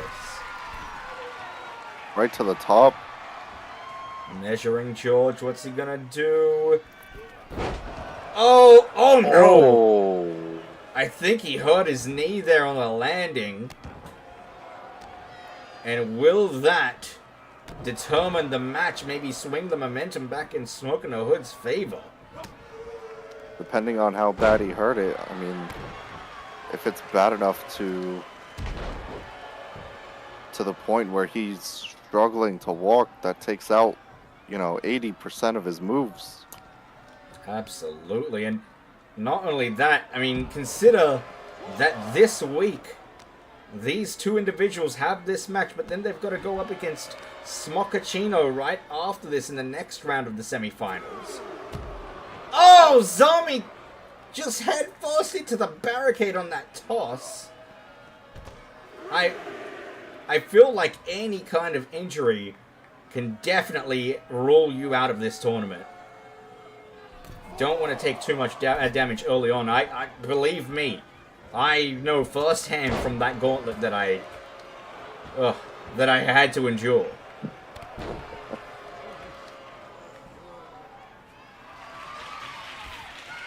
George climbing to the top, but Zami back up to his feet. George sees it coming and eats a beautiful whisper in the wind like kick straight to the face. And the double knees.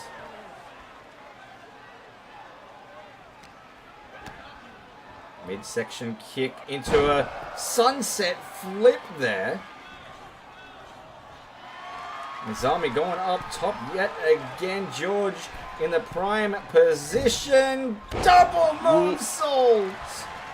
I thought for sure he was missing that.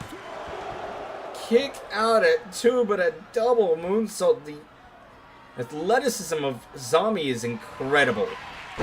And a super cutter. That'll do it. It's done. Done. Huge, Just- must-needed win.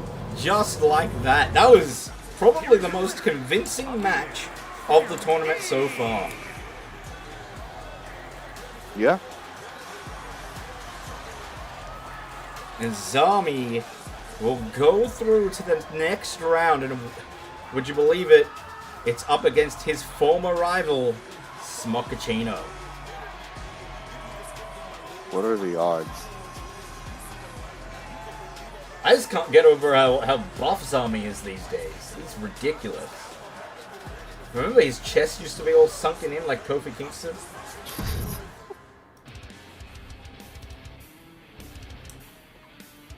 Alright. We are halfway through this show. We're going to go through to Proving Grounds, and then I'm going to take a quick break to go get myself some water. But before we do that... Oh, perfect. I'll go get a drink right now. Before we do that, asshole... Alright, yeah, I want to see if Anakin loses. Sorry, Chris. Cody. What the fuck are stupid you name talking is. about? Jesus, okay. Don't even know your cousin's name, huh? No.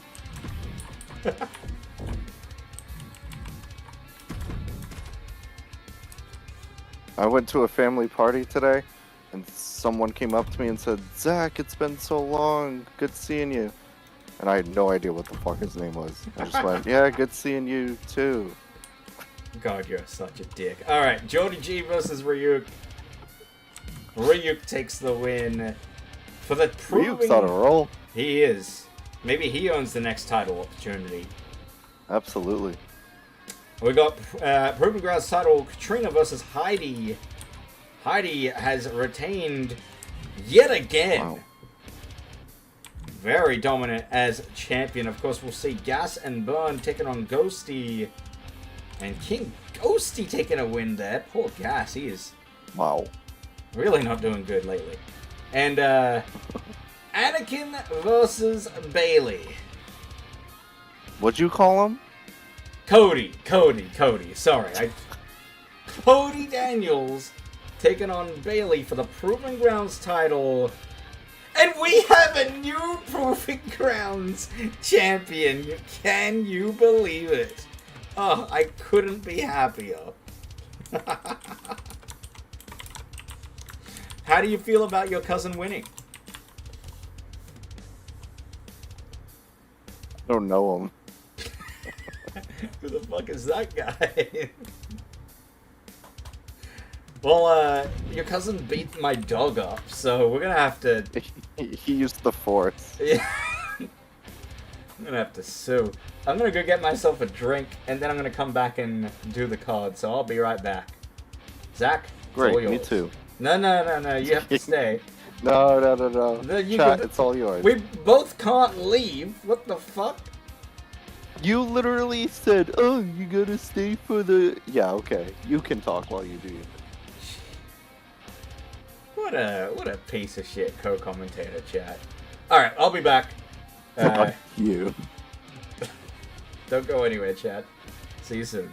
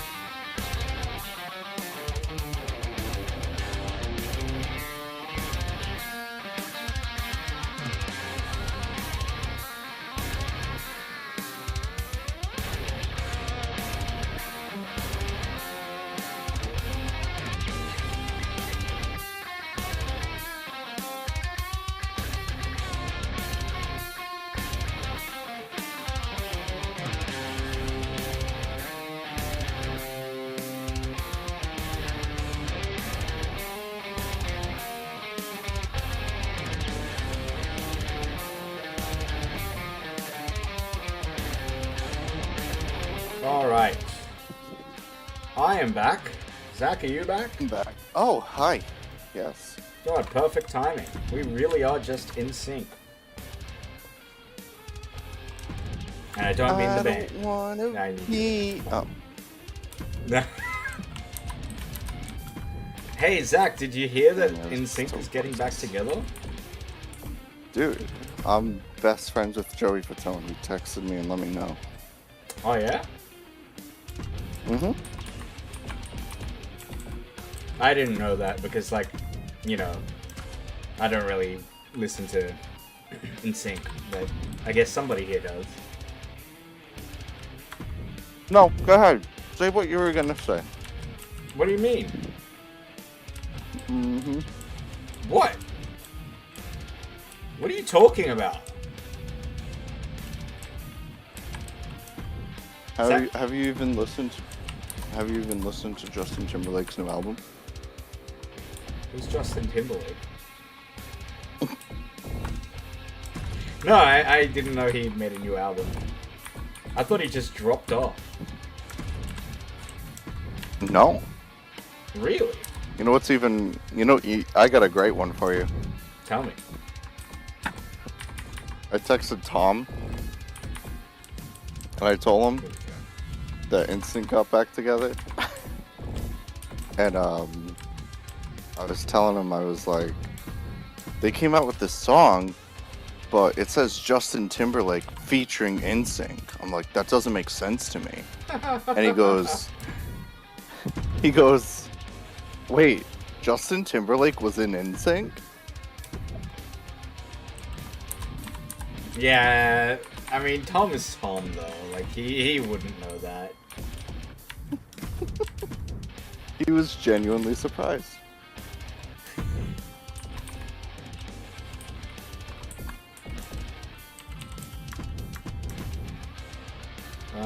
Okay, hold on.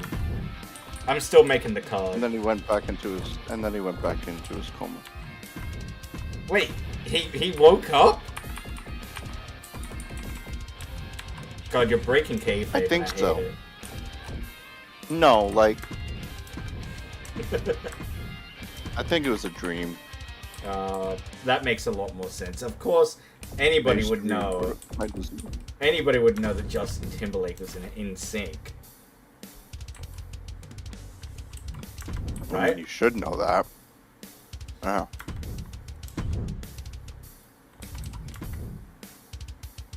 We're nearly ready, chat. Big, I have big two card. Justin Timberlake figures on my wall.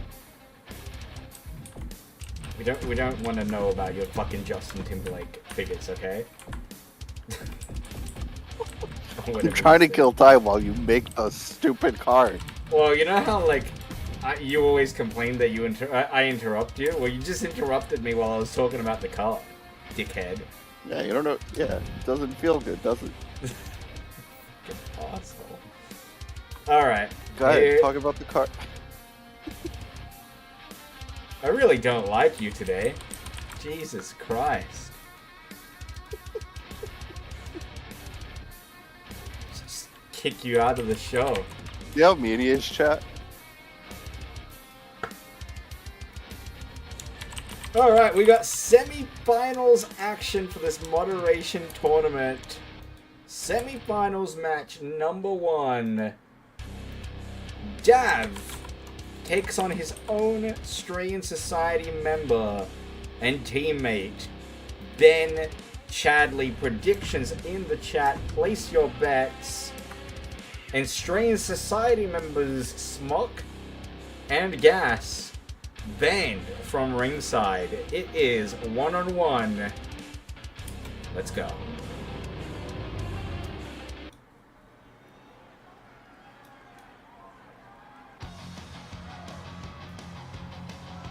Who is the better of the two? Dav, the best form out of any Strain Society member in Season 3. Or Ben, the largest, most dominant and recent signing to Strain Society. Making his way to the ring from Melbourne, Australia, weighing in at 213 The styles are so different. Again, heavy. He just poured that water on his hat. I don't understand. I'm very confused. Definitely very different styles, huh? Yeah. Ben's obviously a giant.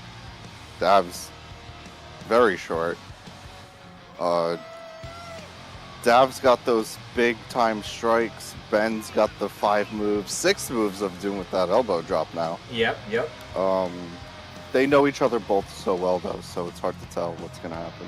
I feel like these two, out of all the members in the group as well, are pretty much best friends. So, you know, I wonder how that's going to come into play. Will there be a softer one of the two, or will they put that friendship aside and just go at it for that championship gold? Of course, one of the most illustrious, yet non-recognized titles.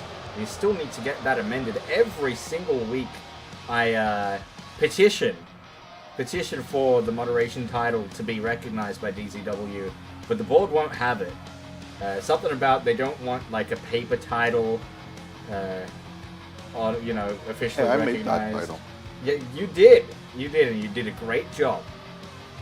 Something about the WWF logo on the side or something. They don't want to get sued. Absolutely not. And his opponent from It's been a while since we've heard this music. weighing in at 208 pounds, Ben. That's still representing the Australian Society look. He is a bit of a psycho, this Ben Chadley. McIdiot himself storming down to the ring, and he looks like he wants the win. He wants this tournament under his belt.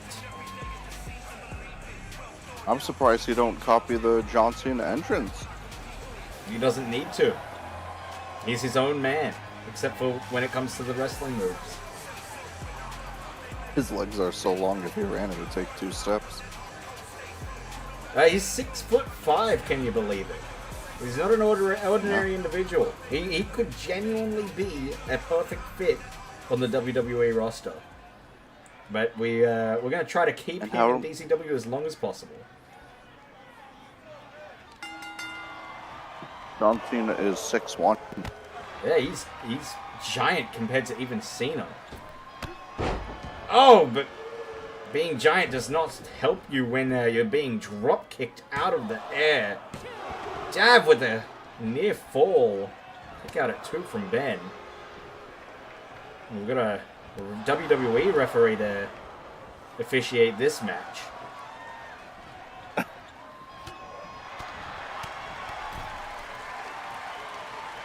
Watch out, Ben throws Dav into the ropes, forearm to the back, and again. And Dav just collapsing there.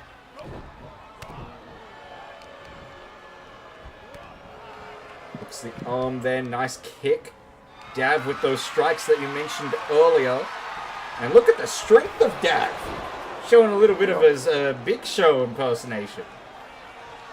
Well, let me tell you another big difference between the two. You got someone wearing flip-flops and you got someone wearing steel-toe boots. Yeah, the steel caps will come into play, I guarantee you. Oh! Sorry, the thong. Oh, but yeah, thongs. That's what they're called, right? I don't know, I'm barely Australian. Oh, what a scoop slam! Hey. Hook in the leg. I'm gonna kick out at 1. Sorry, go on. I have a sick pair of Bruins flip-flops. You want to see me in my thong? I don't want to see want me to take a your photo? thongs. No, Zach, don't. I don't want to see your thongs. Okay. Nobody needs to Just see thought I'd you ask. in your thongs. Did you say it was a Don't take that out Bruno of thong? context. Or a Borat No. thong? Neither. That's gonna get taken out of context. What context should it be taken in? I don't understand. My sandals, not my... Forget it. Do play-by-play. Well, Dav just forearming. Oh, God. Can't even Forearming. see. Yeah, No, I couldn't see, and I could tell that was really brutal. But Ben getting that steel cat boot into the midsection of Dav, just taking his head off with the clothesline. And right back into control is the farmer boy from North New South Wales. Of course, the game doesn't allow you to call him from New South Wales or North New South Wales, so we doesn't exist. It doesn't exist. That's right. So he's from the Gold Coast, apparently, which is a fun fact full of prostitutes. All right, here we go. Hooking the leg. Nice. Kick at it too. And Ben showing a few more moves. Never mind. Going for the F-Train U for the first time this match. I was going to put him over with some praise for variety in his moveset. Referee a little slow there on the count. And allows Dav to kick at it too. And of course a "We're not worthy" chant from the crowd. Chat. Can you really, like, is that all you say? Is that all you fucking have? Like, can you come up with a better chant?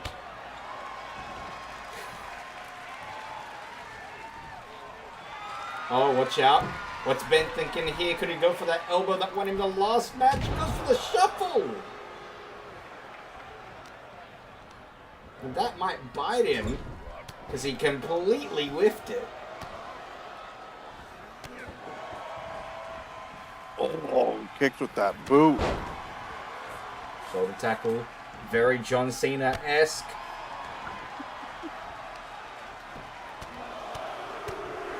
Jeez, I don't remember John doing this.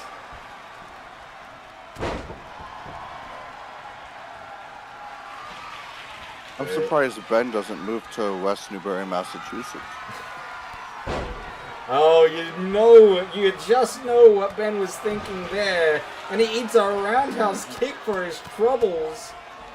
And there it is, the brutalizer submission, but the long legs of Ben make the rope break possible. We're just getting stomped now. And Dev wants the win. Has the pin, but a kick out at 2. And Ben forced to roll out of the ring here. Dev lining up, big knee to the face. But the roundhouse kick again! And he could have Ben here. Submission attempt, the leg is a little too far away from the bottom rope. And I think Ben knows. He's got to stretch. Oh, he gets out of it finally. But is the damage done?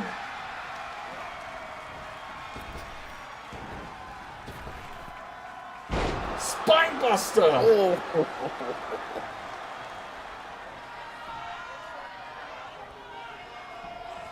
And will Dav go for it again? He goes for the Bromission. Oh, he's got to hook the other leg. Yeah, wrong leg to He should have hooked there. the other leg. That is for sure. Roundhouse kick. Misses wildly, and Ben will go for a quick cover here. Can he get it? Up a drop kick. Interesting. Very even between these two Strange Society members. But who will come out on top? Elbow to the heart there. Maybe Ben thinking elbow drop. Going for it again. F-Train U. Up on his shoulders and he hits it. And that'll do it, Not surely. near the rope. That's it. Ben is in the finals. Here is your winner, Ben.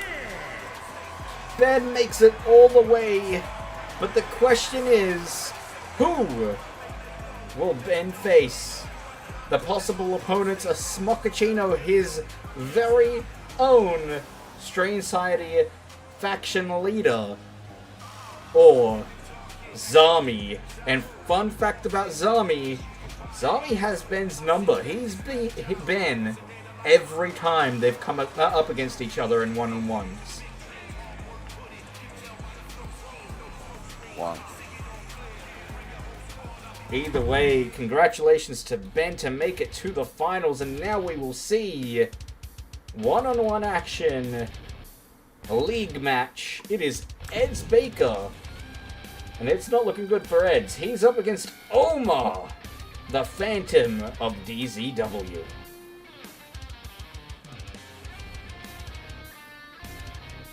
Two personas that couldn't be more different. Zach, break it down for me. What do you think of this match? Baker's one of those people, again, you see him and then you know, he kind of lingers. He's like a George, you know? You see him and then you don't, and then you see him and then you don't. Kind of just shows up when he wants. And the Phantom of DZW, what upgrade in his eyes, I'm sure, and to the fans' eyes. Absolutely. Definitely reinvigorated himself, rediscovered himself, reinvented himself. In the early stages of his career, coming in as the Turkish man from Istanbul. Really bland, really just vanilla, but a great wrestler. He had those matches he was very close to winning so many times. He had such great opportunities in Season 2, in Season 3 in the beginning. And then he finally won the big one, the Elimination Chamber match. No, excuse me. It wasn't the Elimination Chamber match. That's where he came second. Whatever match he won, he finally earned the opportunity at the Asahi match. But versus me. It was my first defense. And that didn't go so well for Omar. He just got obliterated, went out on injury, and came back as, well, whatever this is. And his opponent, accompanied by the Chosen One, Jared from Istanbul, Turkey, weighing in at 175 pounds, Omar, the Phantom. And you see behind him there, the leader of Margin Clan. And these two have gone on record saying that while Goosebump and Witch Doctor might be the cronies of the Nummy Man, Omar, the Phantom of DZW, is his own man. He is an equal of Jared, the equal of the Nummy Man. These two are the pinnacle of DZW.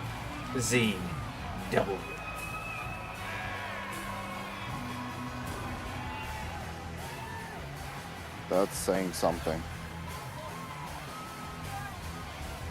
When you have someone like the Nummy Man who has won International Championship Gold, praising you, calling you an equal to himself, but then making it so far into the Doubles Classic tournament, still not eliminated, still undefeated since their return to action, undefeated in Season 3. Let me tell you, it is looking like a Margin Clan season.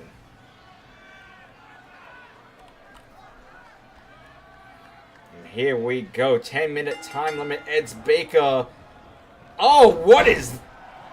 Omar taking Eds down with the greatest of ease there. Eds, though, very athletic. Very quick on his feet. And a beautiful suplex, dropping Omar on his head there. Look at the strength!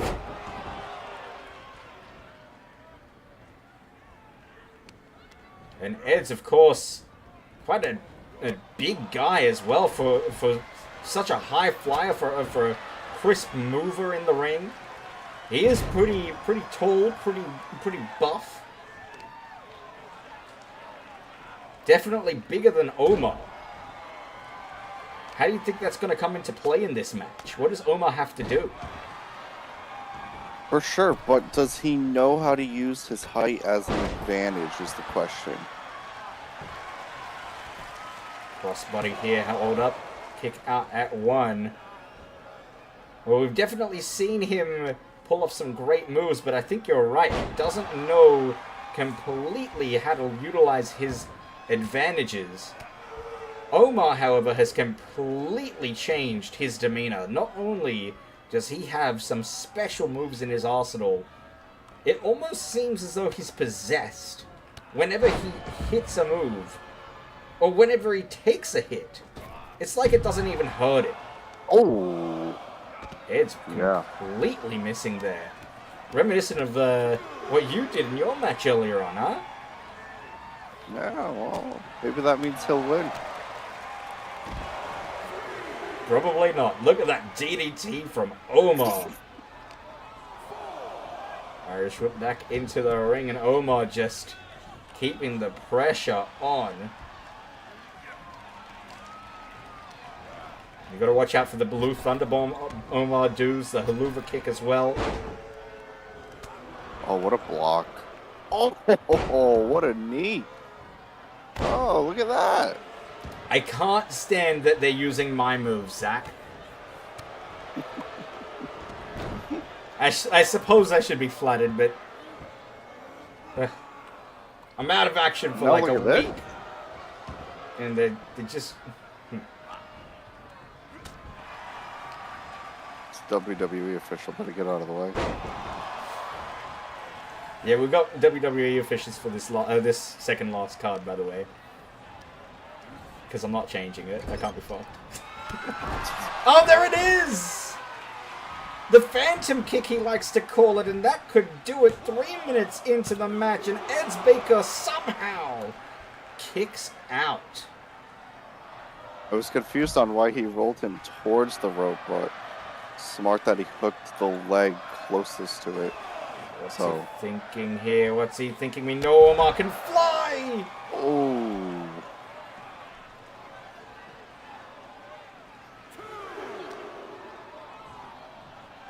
And a scoop slam to boot on the outside there.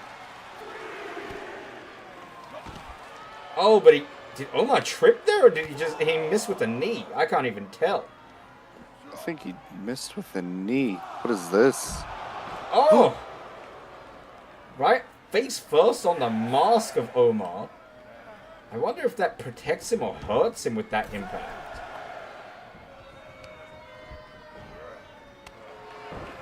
Oh, you think Omar was thinking Blue Thunderbomb there? It looked like it. What a sling blade! I don't think I've ever seen a sling blade like that. No, he pulled that out of nowhere. And an Uranagi into the roll-up pin, hooks the leg. That was beautiful. Amazing transition from the Uranagi into the pin. Rolled right into it. And he's still and not done. Reverse 450! What? But taking too much time to taunt. You've got to pin him there. And you've given him way too much time. And now Omar right back on the attack.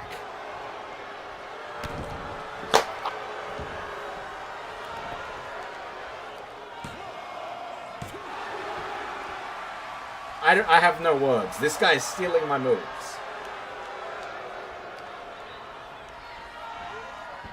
I want him gone from DZW. I think you need to have a match with him. Here we go. Omar thinking Blue Thunderbomb again, but Edge has it scouted. He knows that's what Omar wants. Has the arm, looking for control again, but Edge punch to the gut again, and a third time releasing the hold. Irish whip now, into the ropes. Omar dodges, kick to the hamstring, and again, and a third. And an exploder! And what does Omar have to do to put Eds Baker away? Ed's very... Oh! Very wisely rolling out, but he rolled out near nummy. I don't know if that's where you want to be in a match like this. What is Omar doing? He had a little bit I of a think spasm. you weren't joking when you were saying he's possessed. Oh my god! Eds Baker and Omar putting on a surprise clinic match. What a combination! To a butterfly suplex. Hooking the arms again, going for it a second time. No, the double knees! Omar could be stunned. And he's thinking pile driver! Oh my god, no way. That might do it! Hook the arm. Hook Rope the arm. break! Didn't hook the arm, and just like you anticipated, Omar reaches the rope. And this guy, I'm gonna sue. Oh! Yeah, good. Get him, Omar. He's using my moves. Omar thinking haluva kick again. Hook in the leg, and that should do it. That might be it.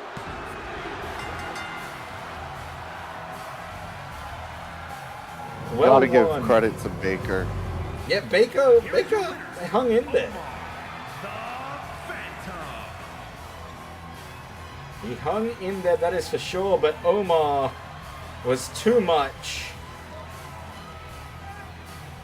And while it did look like a competitive match, I'll tell you one thing, it doesn't even look like Omar broke a sweat. No, it's one of those things where, you know, nobody's expecting Baker to win, and he knows that.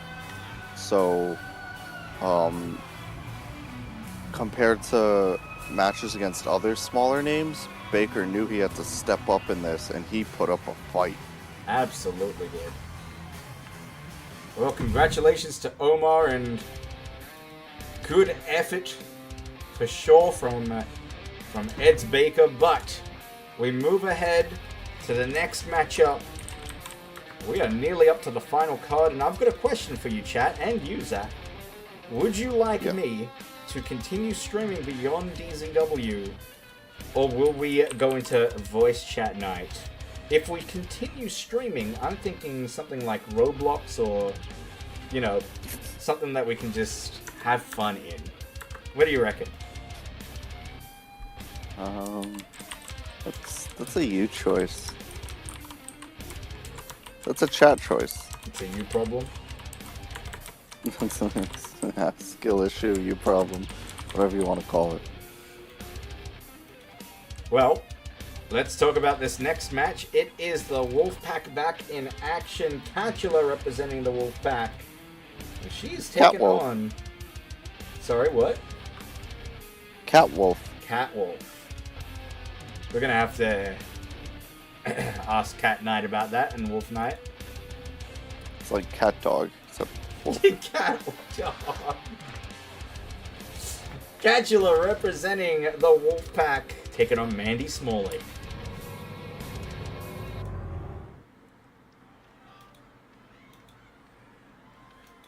Cat dog.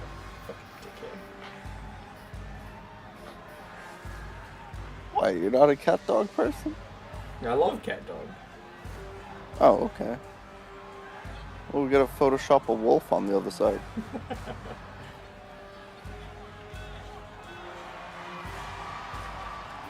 Wow, look at this!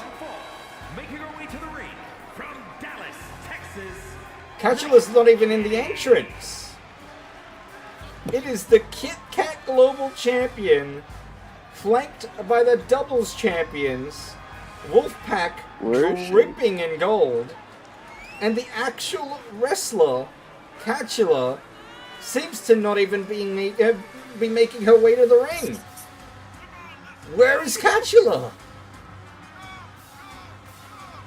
She is in this match. I can confirm. Maybe they just want to show off their gold and Catula's going to make a grand entrance. I don't know. But look at this. I will say it is very impressive seeing the Wolfpack with all the gold. But Maybe she got attacked. Maybe they think she's behind them. maybe.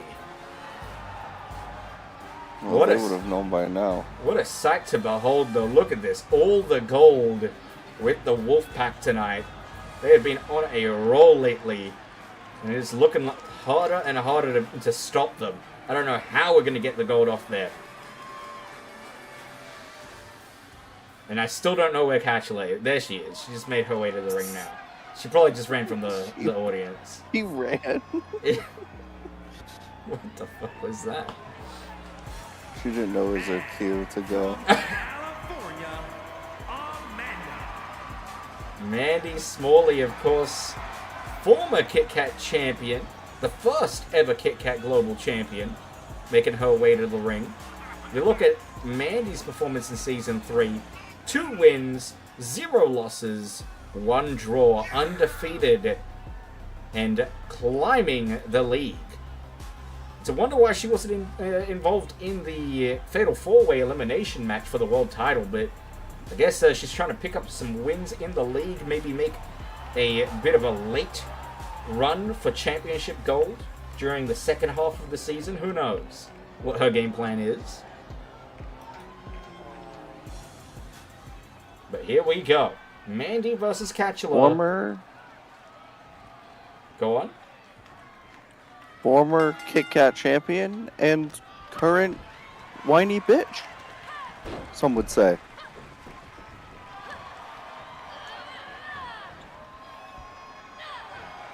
Zach? What? Please. We have to stay impartial. What happened? We're commentators. Impartial, Yeah. please. I don't know what you're talking about. What did you just say? Do you want to repeat that? Actually, don't repeat that. Don't repeat it, Zach. Let's talk about the action in the ring, and Catula forcing Mandy to have it to escape the ring for a moment. And this should be relatively even. Besides the biases that you might have, who do you have in this? What are you talking about? Oh, I don't know wow! what you're talking about. Mandy stomping, I think she was stomping on the hair or maybe even the mask to rip at the arms there. It looks painful, I guess. Leapfrog there. And an arm drag. I still gotta go with Cat. The Wolfpack's been on a roll tonight. I think you're right. Wolfpack have been strong, and they are in force tonight.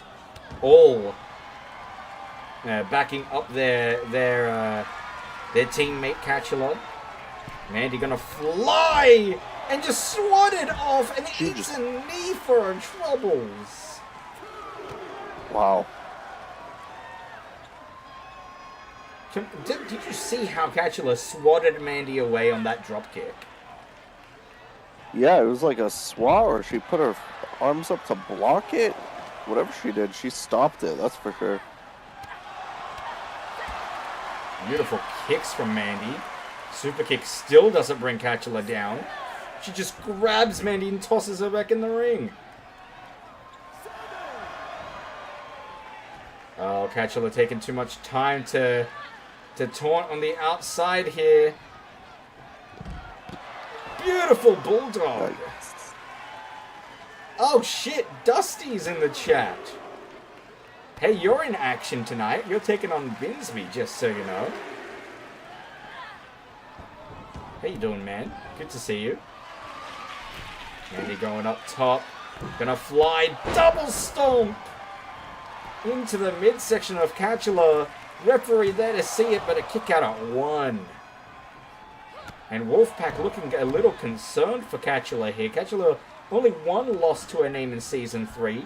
In her debut, no less. But since losing, she has been a force to be reckoned with. But, like you said, she is the only individual, a part of the Wolfpack, not with gold. Look at this submission.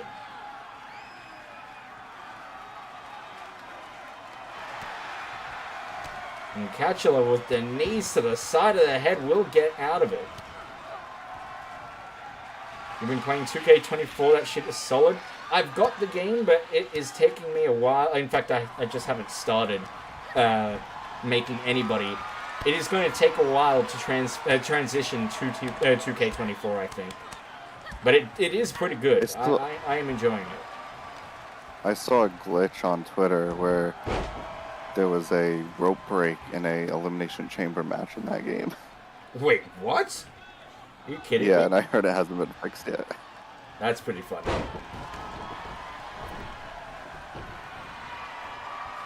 What is going crazy with creations? I downloaded Kenny Omega and MJF, and they look amazing in 2K24.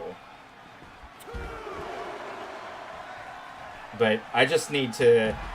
I need 2K to stop being bitches and allow me to, like, transfer all of my characters from one game to another. It would. Like, why? Why wouldn't you let it happen? Like, if there's an asset missing, just remove the asset and let me, like, replace it with something else. Because it's so much effort to remake Rosin again and, like, fucking 80 other characters that we've got on the roster.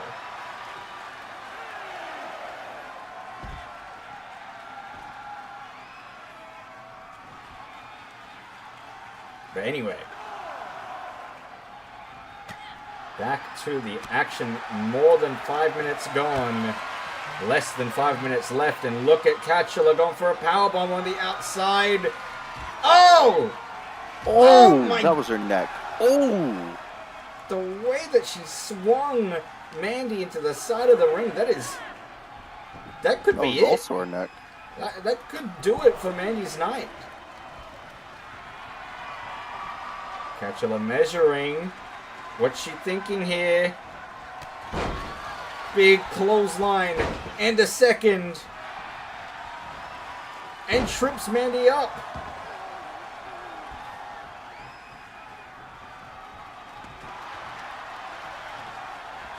But Mandy finally getting away from Catula. Oh!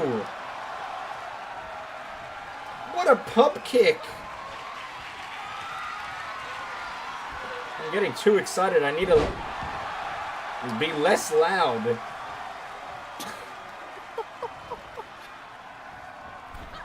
Rushing the corner. Big knee to the face. And this might be it. Hooks the arms. Hooking the leg now. And Mandy kicks at it too. Wow. Oh, Dusty. This has been my custom universe that we've been doing for months now. Like, nearly a year, I think. Yeah, it's at least a year. No, I don't think it's been a year. I think it's nearly a year. But this is DZW. This is the women's division at the moment. We're seeing Mandy Smalley take on Catula or Cat Knight in the chat. We also have, what else do we have tonight? We've got a moderation title tournament where the finals are about to be decided. We've got Ben Chadley in the finals, and the other side of the finals will be decided between Smochaccino and Zami. And we've got the Asahi International Heavyweight title on the line in the main event, which will be defended. It is Monkey, the challenger, taking on the champion T1 BG. And we got Kaden. And graphics. No graphics. You weren't supposed to buy 2K24. How's it going, graphics? I'm so devastated. Graphics and Caden in the chat. Of course, Caden has had an amazing story in DZW. We'll see more of that this Wednesday in our Tornado Smash Classic tournament semi-finals. He is injured going into that semi-finals after being attacked by an unknown individual, leaving a t-shirt over him saying "It's not me, Caden" on the shirt. But That's messed up. Mimicus, his tag team partner or doubles partner, winning a handicap match, also taking an injury in that match. It was brutal. We'll have to wait and see if... injury. More than... Yeah, well, I mean, he literally, like, near broke his leg. We'll have to wait and see what they can do in the semifinals, if they can really go all the way. Their toughest opponents, former finalists, yours truly, DZTV, and Zach Daniels, the co-commentator tonight. Big knee to the face here. A minute left in this match. Will this go all the way?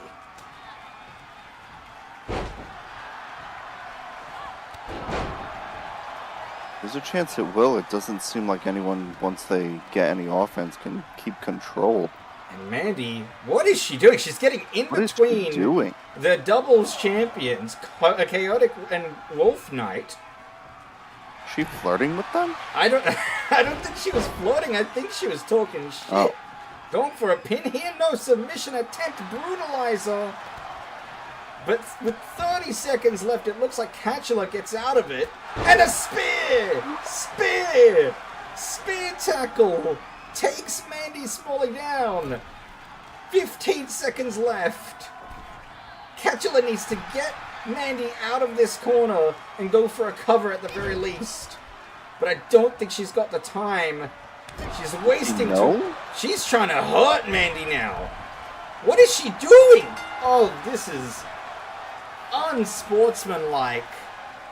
And Catula takes it to a draw. Wow. I don't think she did anything wrong. You don't think she did anything wrong there? No. She didn't get the win. She just tried to hurt an individual that didn't deserve it. What do you think she could have done? Like, you know what? Let's just move on.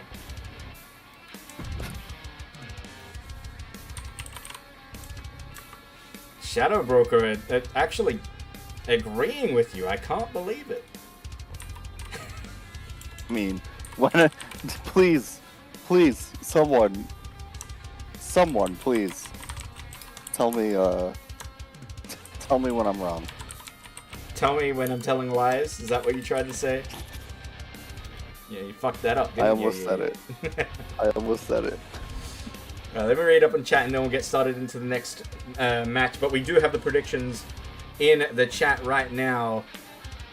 Still a lot of stuff I want them to add, but they are slow. What do you reckon they should add to the 2K games? Nothing much getting ready to be a dad soon. When's that happening? I did know that was a thing, but I didn't know how far along your wife is. That's awesome though, man. Congratulations. Yeah. They've improved on AI matches in the new game for sure. I think you'll like that part. Definitely. I'm looking forward to that. If somebody can make the characters for me, that would be fantastic. Because I'll tell you one thing. I have no time to make 80 fucking characters on my roster. Like, I am really... If you can make your character, if you own the game and you can make your own character and upload them like Wolf Knight has and Razan and Kaden, that would be great. Because, God, I am not looking forward to, like... I'll do a stream at some stage where I just create everybody, but I am not looking for it. We spent, like, fucking 4 hours making the arena. I'm still not happy with it. So... Anyway... semifinals number 2. It is Zami on the left, Smochaccino, the leader of Strain Society, on the right.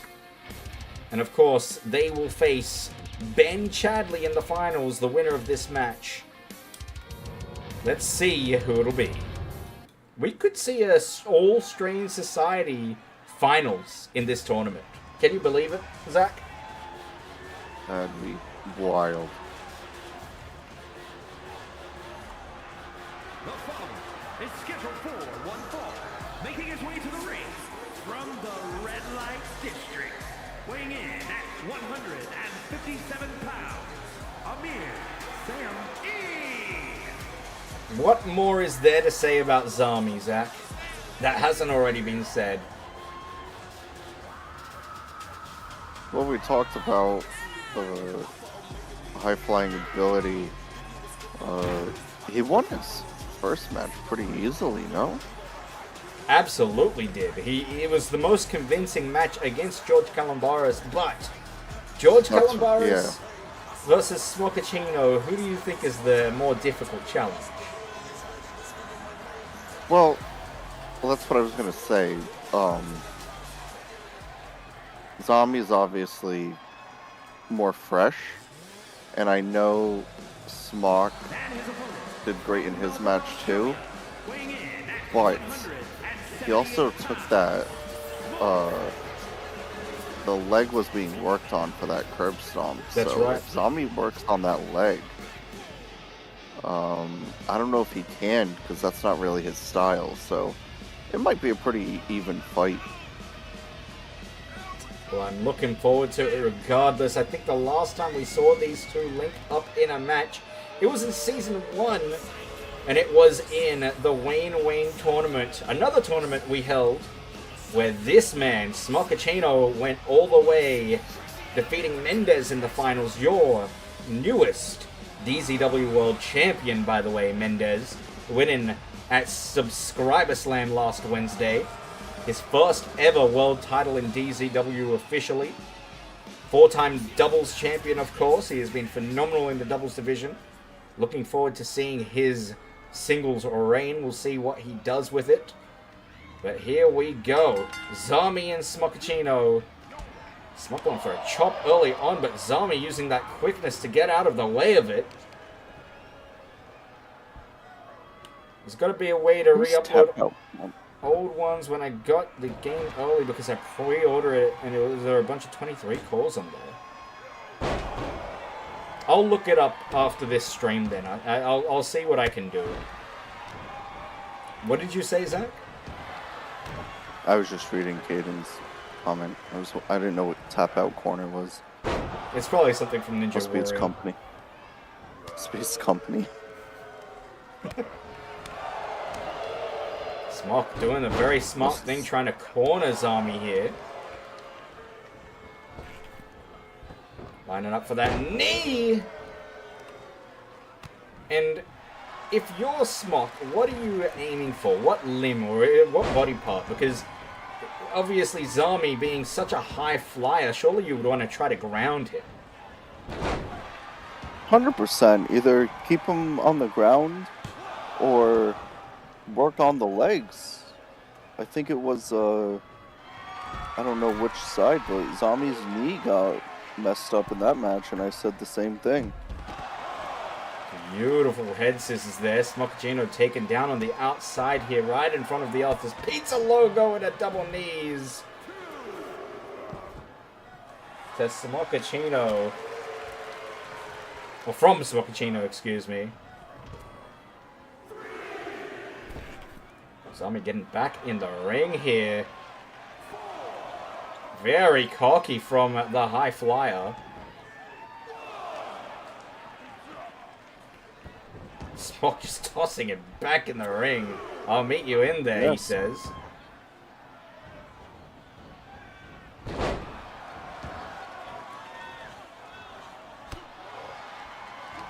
Just eats a kick there. Big DDT.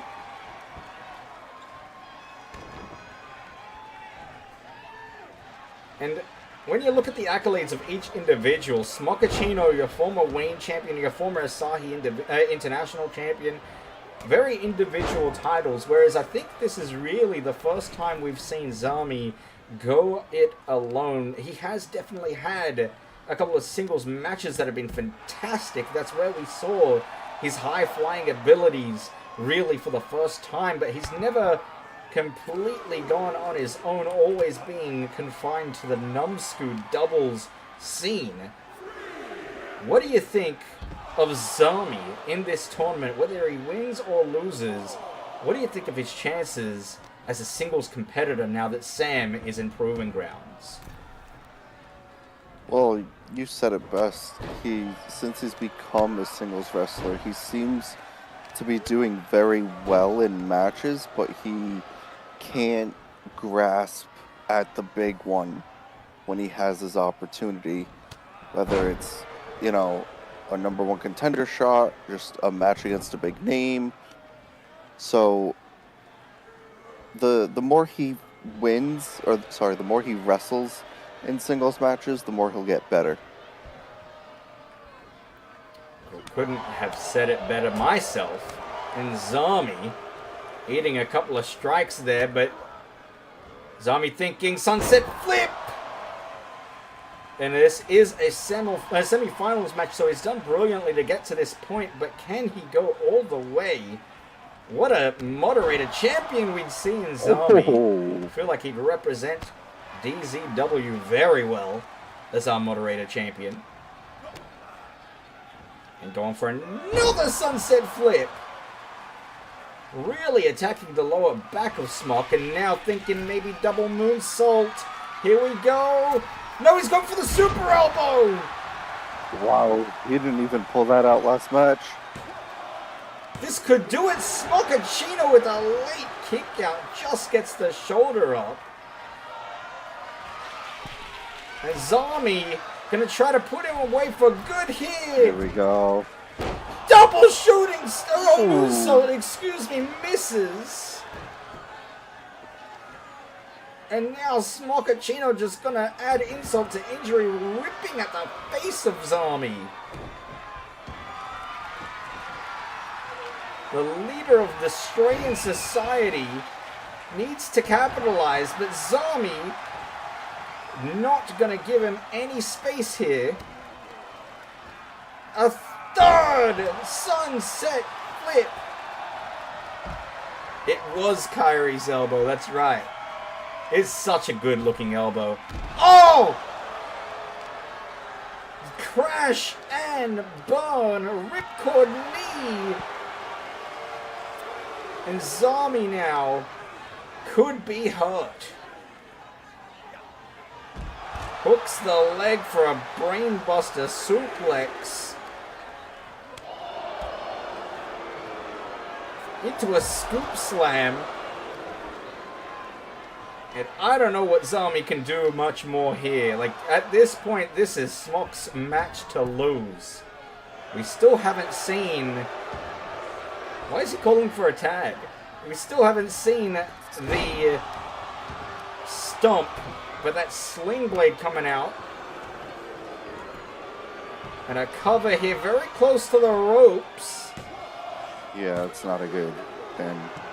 And Zami, of course, will use that to his advantage, reaching over. Rope break at 2. Smockachino lining up. What's he thinking? You got to imagine he's going to try to use his very famous, very brutal, and devastating stomp. DDT reversal from Smockachino.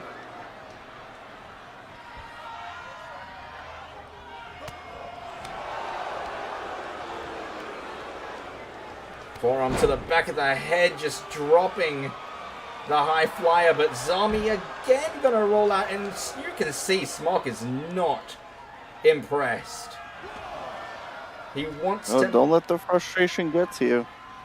He's getting frustrated, that is for sure, allowing for Zami to just completely smother him there.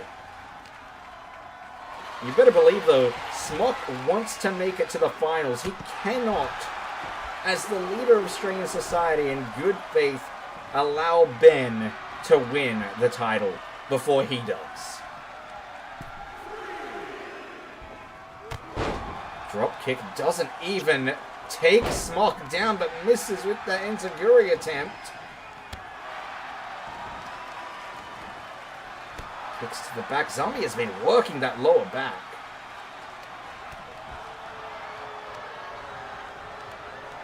Irish whip into the corner here. Smockachino so dangerous in the corner. And you gotta believe he's going for it. The stomp! And that should do it. That was right on the neck. His head rolled up. Zami kicked out! Zami with the kick out and the reversal. I think the crowd's shouting, holy shit. I think they're saying both these guys. No, they're saying holy shit. Right. In my headcanon, they're saying holy shit. Muda would never swear. That's true. There's Muda in the bottom. Yeah, I see him. He's having a good time. DDT, this match is turning into a straight up classic, going on for a while, very back and forth. And remember, ladies and gentlemen, we have 4 more matches after this. You've got the finals to open the final card. You've got Graphics, who will take on the Witch Doctor, who will take on Abdullah in a triple threat. All 3 individuals, of course, faced off against each other in that gauntlet for the Asahi title. Dusty will take on Binsby, and Monkey versus T1 for the Asahi title in a submission match.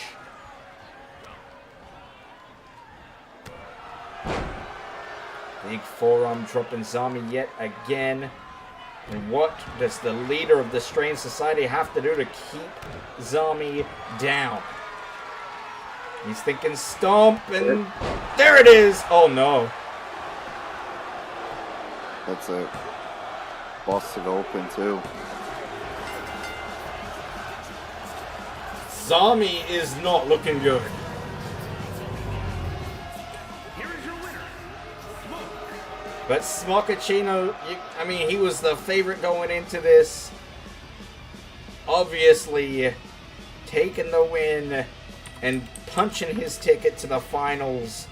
We will see Smochaccino taking on his very own newest signing to Strange Society, Ben Chadley, in the finals for the moderator title.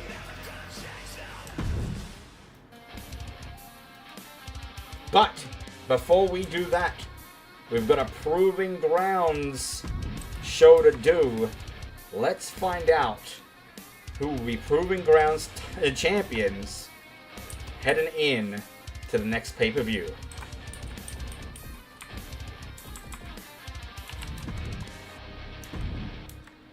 So we said it was going to be Ryuk versus Cody Daniels. Yes.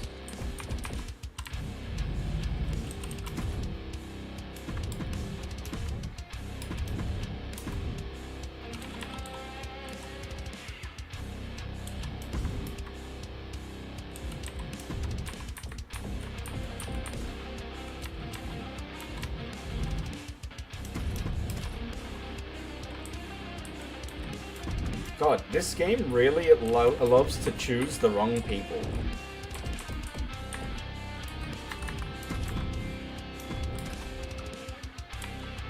Like by default, I mean.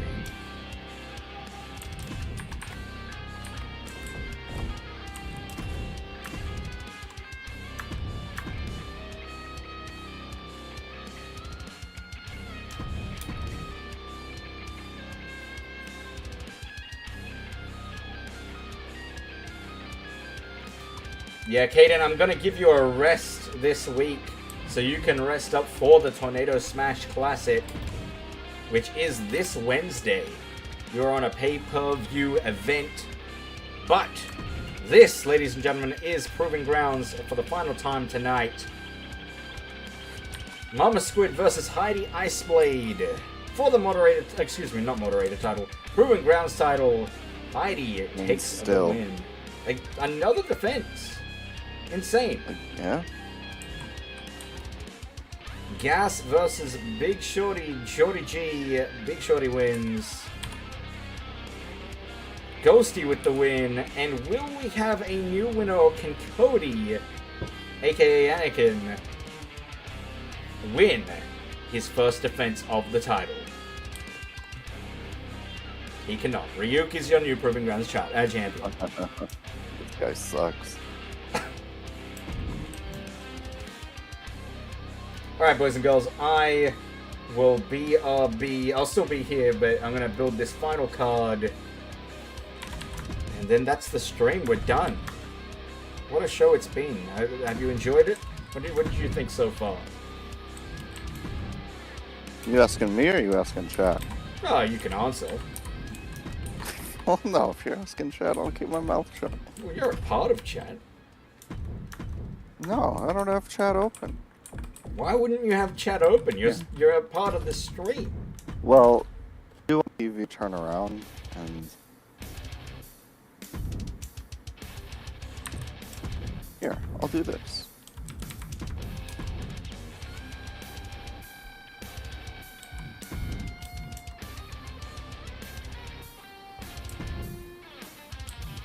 There you go, that's what I like to see.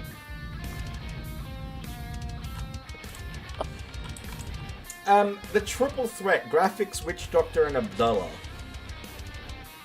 Do we want to change that up a little bit, or do we just want to do that? What? Like, do you want to put some, make a different match there, or do you just want to go with that?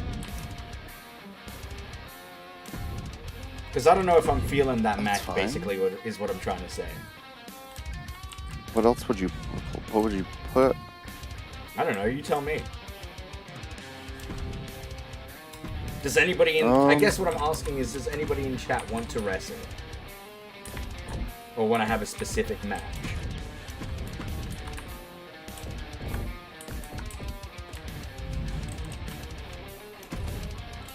Because I won't lie, I kind of want to simulate through these matches. I'm tired. I want to go to bed.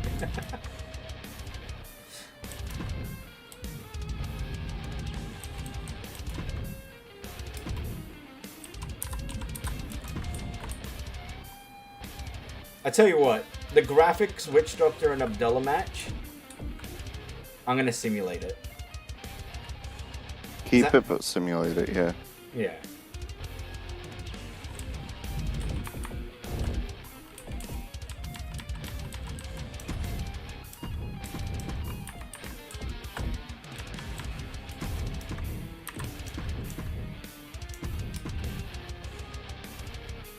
Or, what we could do, we could have, since they're both in chat, Dusty versus Graphics. Okay. And then, like, Binsby versus, I don't know, Abdullah. We can simulate that.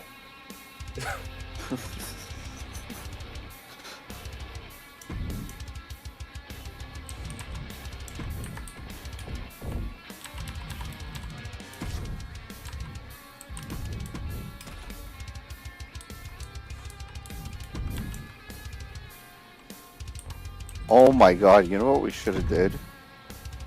What's that? You know how there was a fake Undertaker? Here we go. Go on. You know how there was a fake Undertaker? Yeah. We should have made a fake Tom in a blue costume. And then when... If Tom ever comes back to life, we do Tom versus fake Tom. You're a fucking idiot.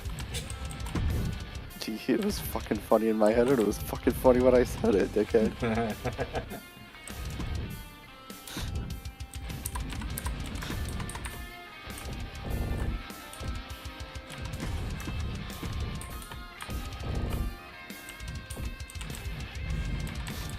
Alright.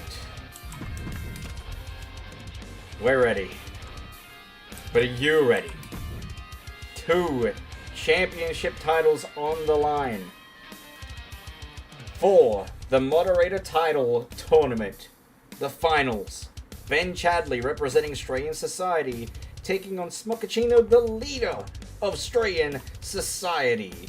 Moderator title on the line, including being an actual moderator in the chat. Ben, Smochaccino, I think they are both mods, but let me just double check. Ben's a mod. Smock is not. Regardless, Ordinario Abdullah will take on Binsby, Dusty will take on Graphics, and Monkey will take on T1 in a submission match for the title. Let's go.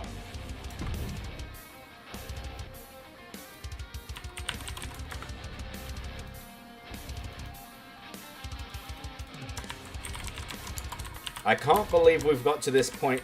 Ben and Smock, the two clear favorites from the get-go, to be fair, but to make it this far, definitely an achievement. Definitely going to improve their standings in the league. And let's see who is the superior of the two. The following is scheduled for one fall, making his way to the ring from Gold Coast, Australia, weighing in at 208 pounds, Ben! You gotta hope and you gotta believe that there is not gonna be too much animosity between these two after this match. Of course, Ben was signed to Strange Society after losing quite definitively to Smochaccino at Twitch Turmoil. This is his chance at redemption and with a title on the line. Now with that said, how embarrassing would it be for the leader of the Strange Society to lose to Ben? He cannot let this happen. We're gonna find out if the McIdiot can go all the way.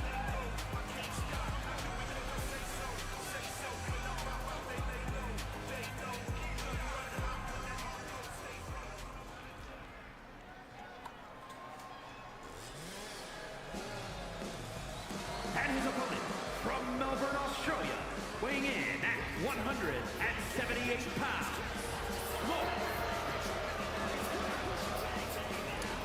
Well, you know what I'm going to ask you, Zach? What is your prediction? Who do you think is coming out on top of this one? I mean, obviously they're both here for a reason. They've both been on a roll, but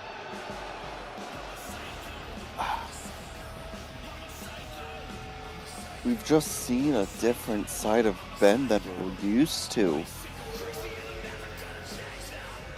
I'm not sure. Very hard to pick these two apart. It was a definitive win, for let me tell you, at Twitch Turmoil for Smochaccino. I'm going to put my money on the former Wayne champion, the former Asahi champion, because Ben, believe it or not, the big man hasn't won any gold in DZW. Now, that might mean that he has more to play for. He's hungrier. But Smock just has the experience.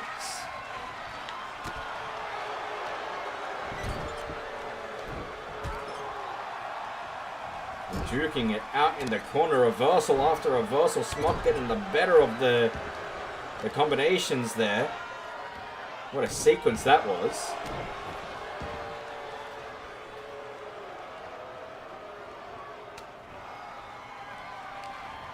Or an elbow tie up here. Ben just getting some air on that launch, and Smock reeling. Ben with the shoulder tackle. I think he kind of slipped on the launch there, though. He's it's crazy that no one knows what he's hitting. Only a couple times has he gotten the 5 moves of doom, say, reverse.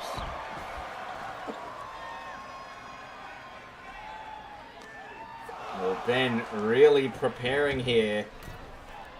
Smochaccino for one of his 5, no, scratch that, 6 moves of doom. Yes. I cannot believe that elbow drop. I really want to see that happen again. This would be the time to pull it out. Maybe Smock was not expecting that one. Going for it. There's the first one. The first Doom maneuver. Shoulder tackle misses. Or did it? It looked like Smock kind of hurt his arm there. Oh! Something happened. I've trained you already! Smock got hit by it, but Ben collapsed! Wow. Gassed this early on in the match, but it doesn't matter. Smochaccino not moving. Ben maneuvers Smock, his lifeless corpse, to the middle of the ring. Kick out at 2. And Ben nearly winning the title right there and then.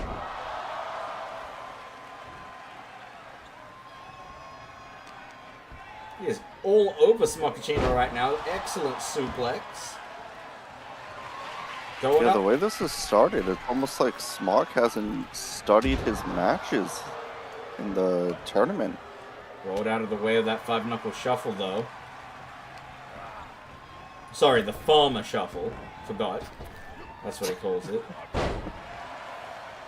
Big scoop slam.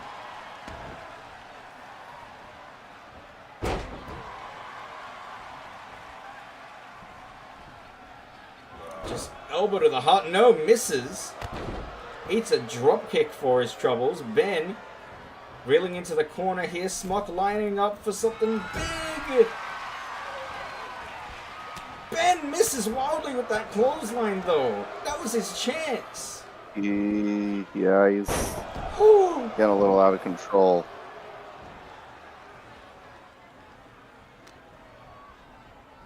Oh, and Ben's... Is that his nose that's broken? What is busted open there? There's a lot of blood. And he eats a falcon arrow now. Looks like some's on his forehead, too. Smock going to fly frog splash.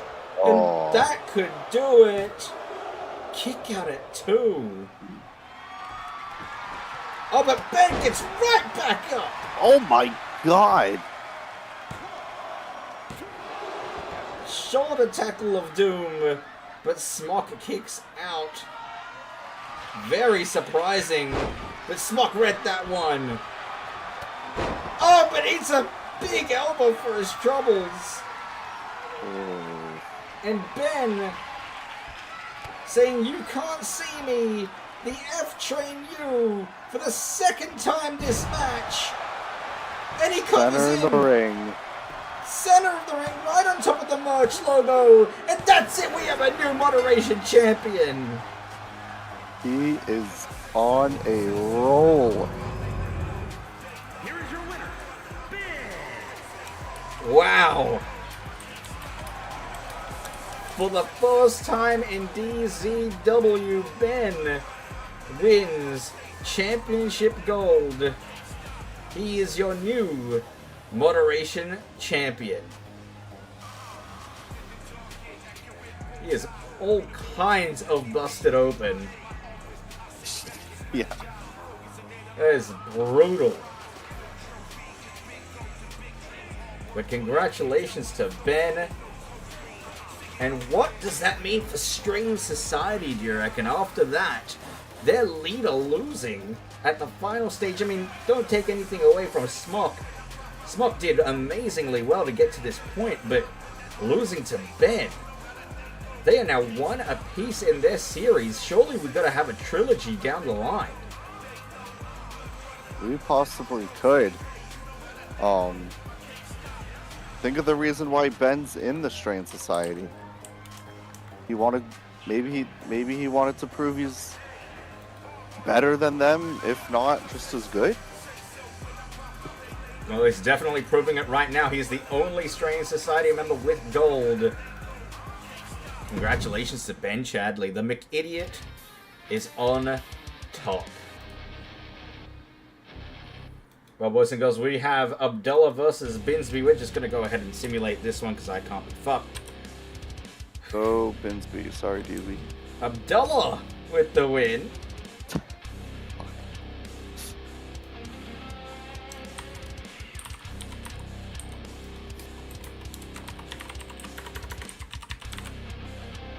Now, do we watch this one? Dusty versus Graphics. Dusty, Graphics, are you in chat? You have 1 second to answer.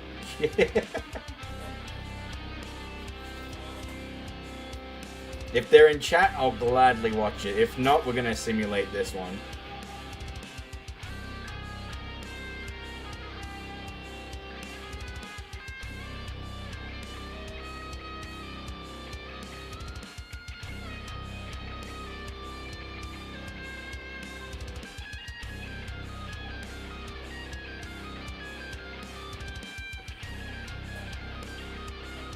Alright, looks like we're simulating. Dusty graphics. 1-on-1. Dusty with the win, which takes us to our submission match. Monkey versus T1, final match of the night. Asahi International Heavyweight title on the line, the first defense of this second reign of T1BG.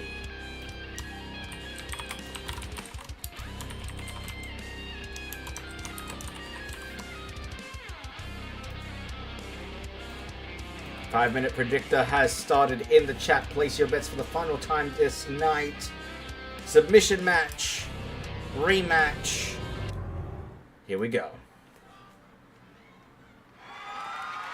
The following contest is a submission match and is for the Male International Heavyweight Championship. This is not a best of three like it was at Ascriber Slam. Quite simply, one submission only will count. Monkey controversially losing at the final step, of course, eliminating me a round before that after I defeated 3 other individuals in that gauntlet, succumbing eventually in the Iron Man match that I had against Monkey. You gotta understand, I was low blowed, I was worn out, simply exhausted. Oh, I know. It was ridiculous. But Monkey was definitely a fantastic opponent. Only in the final 2 minutes of that Iron Man match did he get a pinfall on me and winning 2-0. Very close Iron Man match for DZW standings. Regardless, I'm going to not put myself over anymore and just talk about the match. Monkey did tap out, but as he tapped out, he touched the ropes. The referee should have called a rope break. It was not called. Did he tap first? Well, he tapped the rope first, that's for sure. A quick side tangent. Here's the question. A quick side tangent before you ask the question. T1, for the first time holding the new Asahi International Heavyweight title. Look at it around his waist. It is beautiful, of course. T1 had the original Asahi belt, and please tell me your question. Okay. T1, when did T1 win this title? He won it on day 1 of DZW. The first DZW title won was the Asahi belt. No. I'm talking about his second reign. Oh, my bad. What do you mean when? Well, in the last match. He won it in the final match of the Gauntlet. Right. When was that? The final match of the Gauntlet, like a couple of days ago. Right. What was the show? Subscriber Slam. And when did Mendez win his title?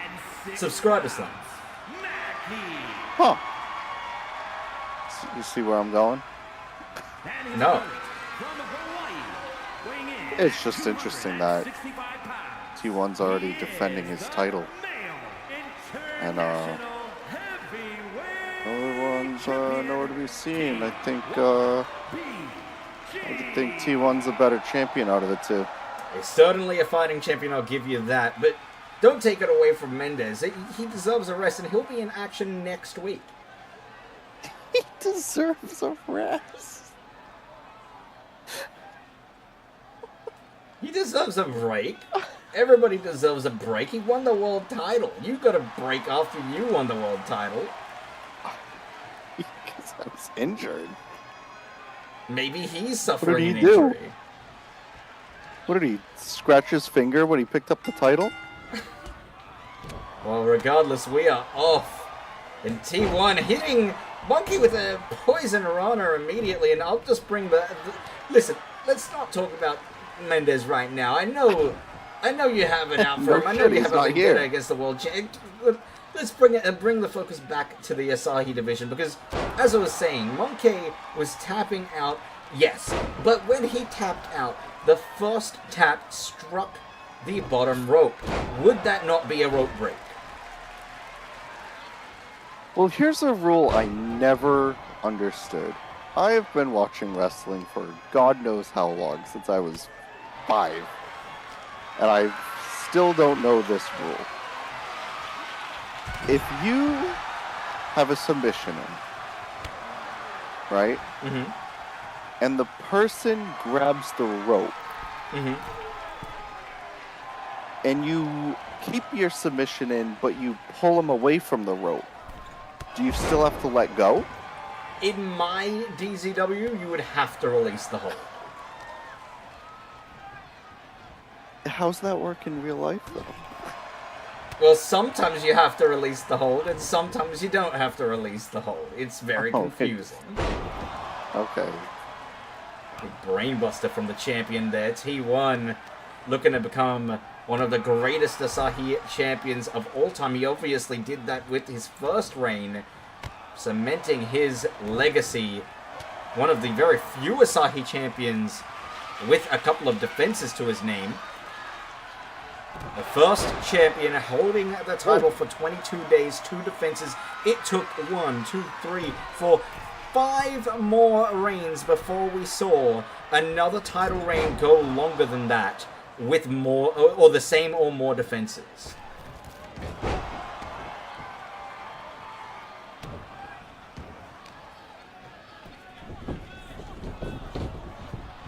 And fun fact as well, we've never seen an Asahi champion hold the title longer than 50 days. Wow.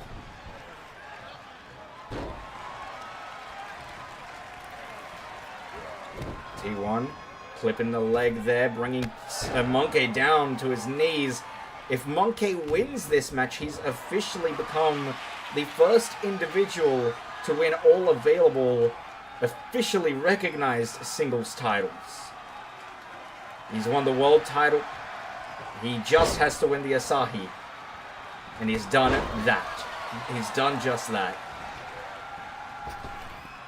Back body drop there, Monkey. With a spine buster now.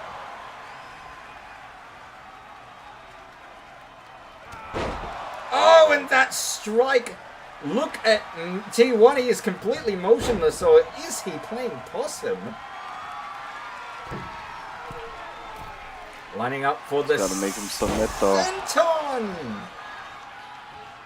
Still no submissions this match. You're exactly right. And Well, T1 had one in earlier. It was this one, to be exact. Oh, there you go. And this, if I'm not mistaken, is the very same submission that Monkey tapped out to. Yeah, for sure he definitely used it in the match. Oh my.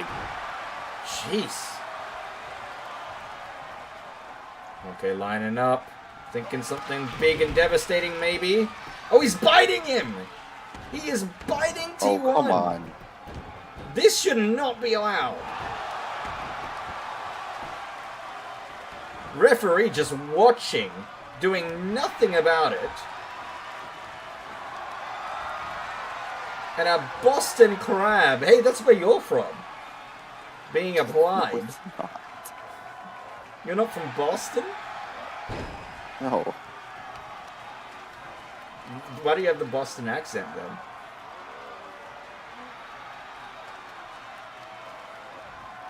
It only comes out when I'm yelling.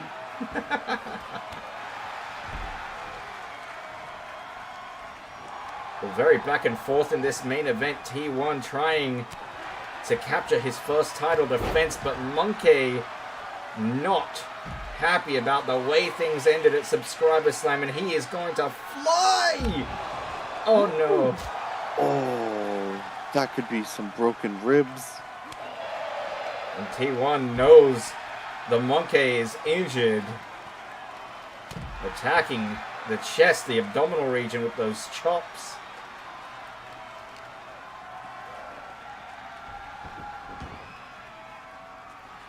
Monkey trying to get some breathing space. T1's not moving though.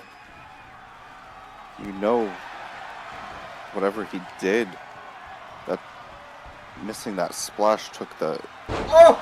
air right out of him. Just drops T1 face first on the canvas now. Tossing him around like a ragdoll. This is painful to watch, but this is not how you win a submission match. You have to do more than that. And T1 with a big boot! That could be a broken nose. If you squeeze his nose, is that a submission? I would probably try that. Senton! And T1 could have it done here, could have that first defense. His third ever defense for this championship in total. He's wrenching back and Monkey tapping reluctantly. T1 still your Asahi International Champion.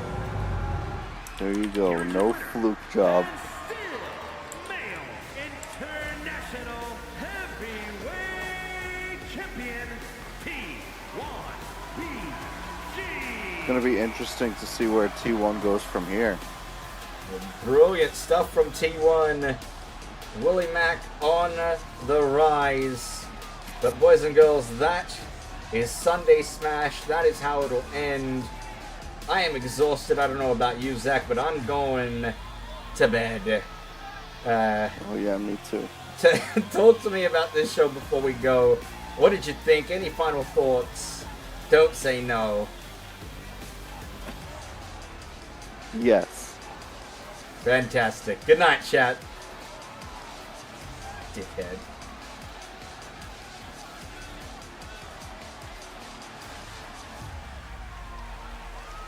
You're an ass.